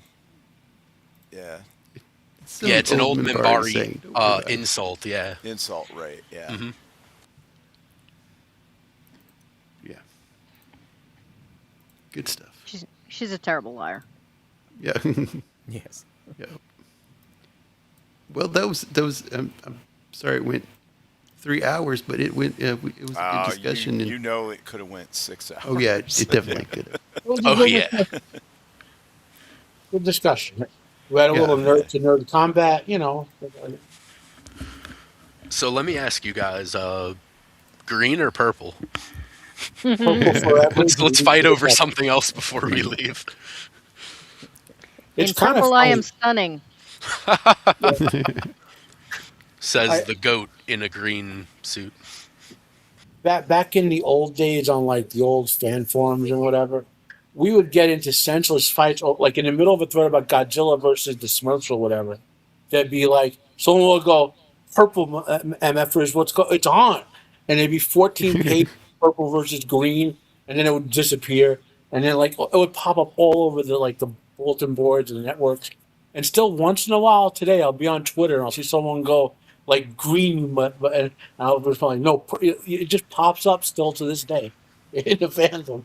Yeah. Like, Yeah, you know, it's It's just one great. of those, you hear it it and you happens. just know that the other person's a fan. It's like fasten and zip or zip, how do you do that? Which one goes first? It happened in real life. I was working about 6 years ago in IT. I happened to come in that day because I've been working from home for medical reasons. I had to go for a meeting, and some dude just mentioned like he said something like green, whatever. I looked at him and goes, I said my thing, purple forever, green for the never. And he goes, "You're a Babylon 5 fan too," Yeah. That's great. you know. You know. But yeah. Yeah, really, really good discussion. I'm glad y'all could. I'm Yeah. glad we could have this group, and for the first episode, and kind of get through some of the threads of storyline that start here, and how they kind of brushed up afterward and made things look better, made the makeup look better, and Yeah, and brushed it up the really characters. is crazy because once you watch the show all the way through and then you rewatch The Gathering, you see just how much was laid out in this one pilot alone, and it's insane, man. Like It is. rewatching the entirety of the first season after you've seen the show, it's a treat, man. It really is, because I think the first time I ever watched this, like if I had to give it a rating, it would probably be a 7. But then once you get the full context and you rewatch, I'd give this like an 8.5 as a pilot. Like, it just gets better, and it's It awesome, man. does. I Yeah. love it. Yeah, that's great. So yeah, why don't we go around the horn and see what we got coming up next? Shield Wall. All right. Thanks for having me on. This is a great discussion. Great being on the panel with everybody tonight. Yeah, learned a lot, uh, especially about not being able to visualize internally. It still kind of freaks me out. But Sorry about that. anyway, Didn't mean to I'm, derail. nope. That's That's okay. yeah. It happens. But I'm smarter now somehow. On Thursday, I will be on Roman of the Empire's channel at 5 Pacific Standard Time. We'll be having a free range, so we're going to be going over like news, pop culture stuff, what movies are coming out, how things did at the box office, maybe new IPs that are coming out, things like that. Who knows where the discussion will go? We might talk about not being able to visualize apples or something. But anyway, thanks for having me on. It was a lot of fun, and I'm looking forward to the next one we do. It should be good. Yep. Travis. Yeah, no, a great discussion.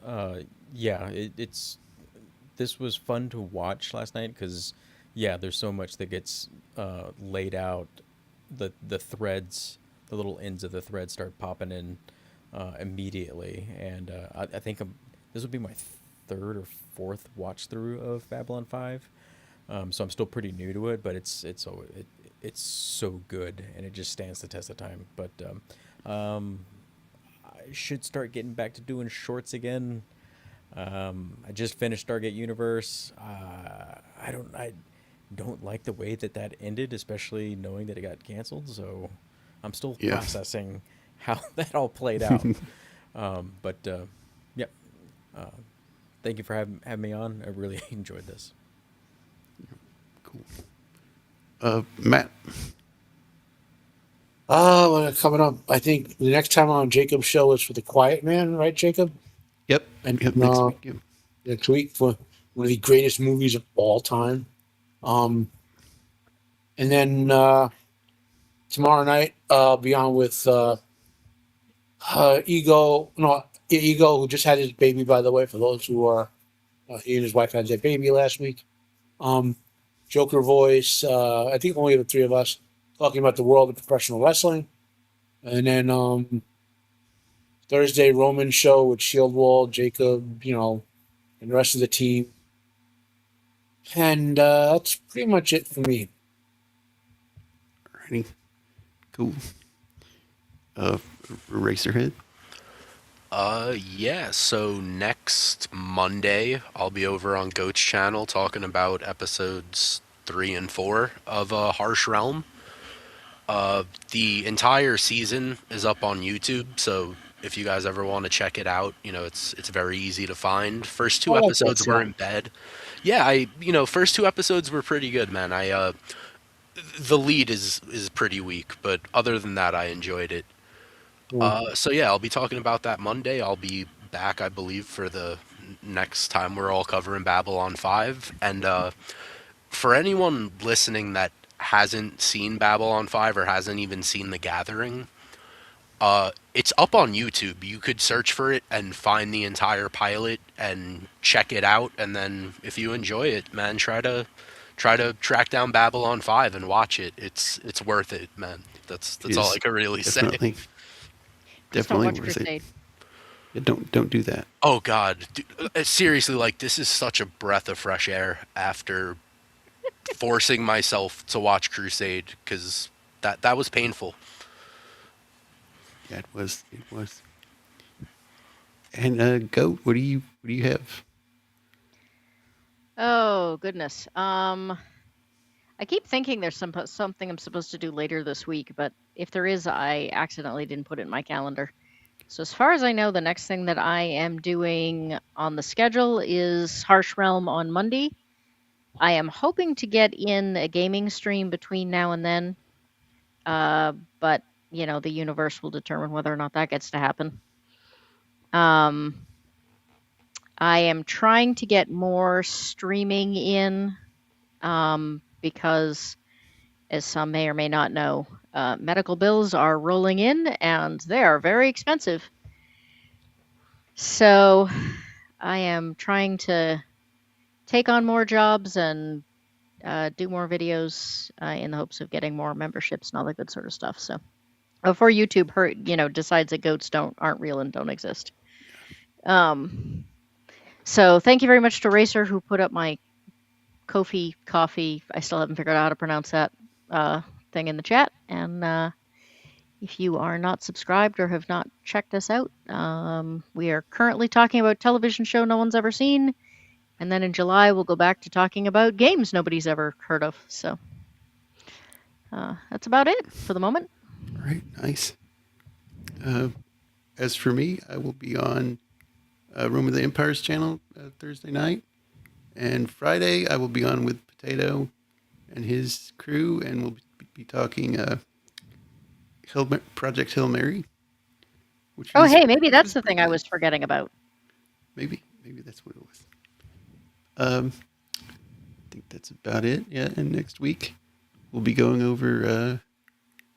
I'll be on with the Eclectic Goat, and we'll be doing 2 more episodes of Harsh Realm, and then back here again for The Quiet Man. So yeah, Sweet. good stuff. Thanks to the chat for hanging with us. Thanks for the panel. Thanks to Eraserhead for putting the links in the chat. And I hope everybody has a good week, and we will see y'all tomorrow. Purple forever. Boo. All I can say, McKay, is you take a hell of a long time to say goodbye. Well, so long. So long. See you around, Burton. Never can tell. Good boy. Happy trails, Hans. Say goodbye.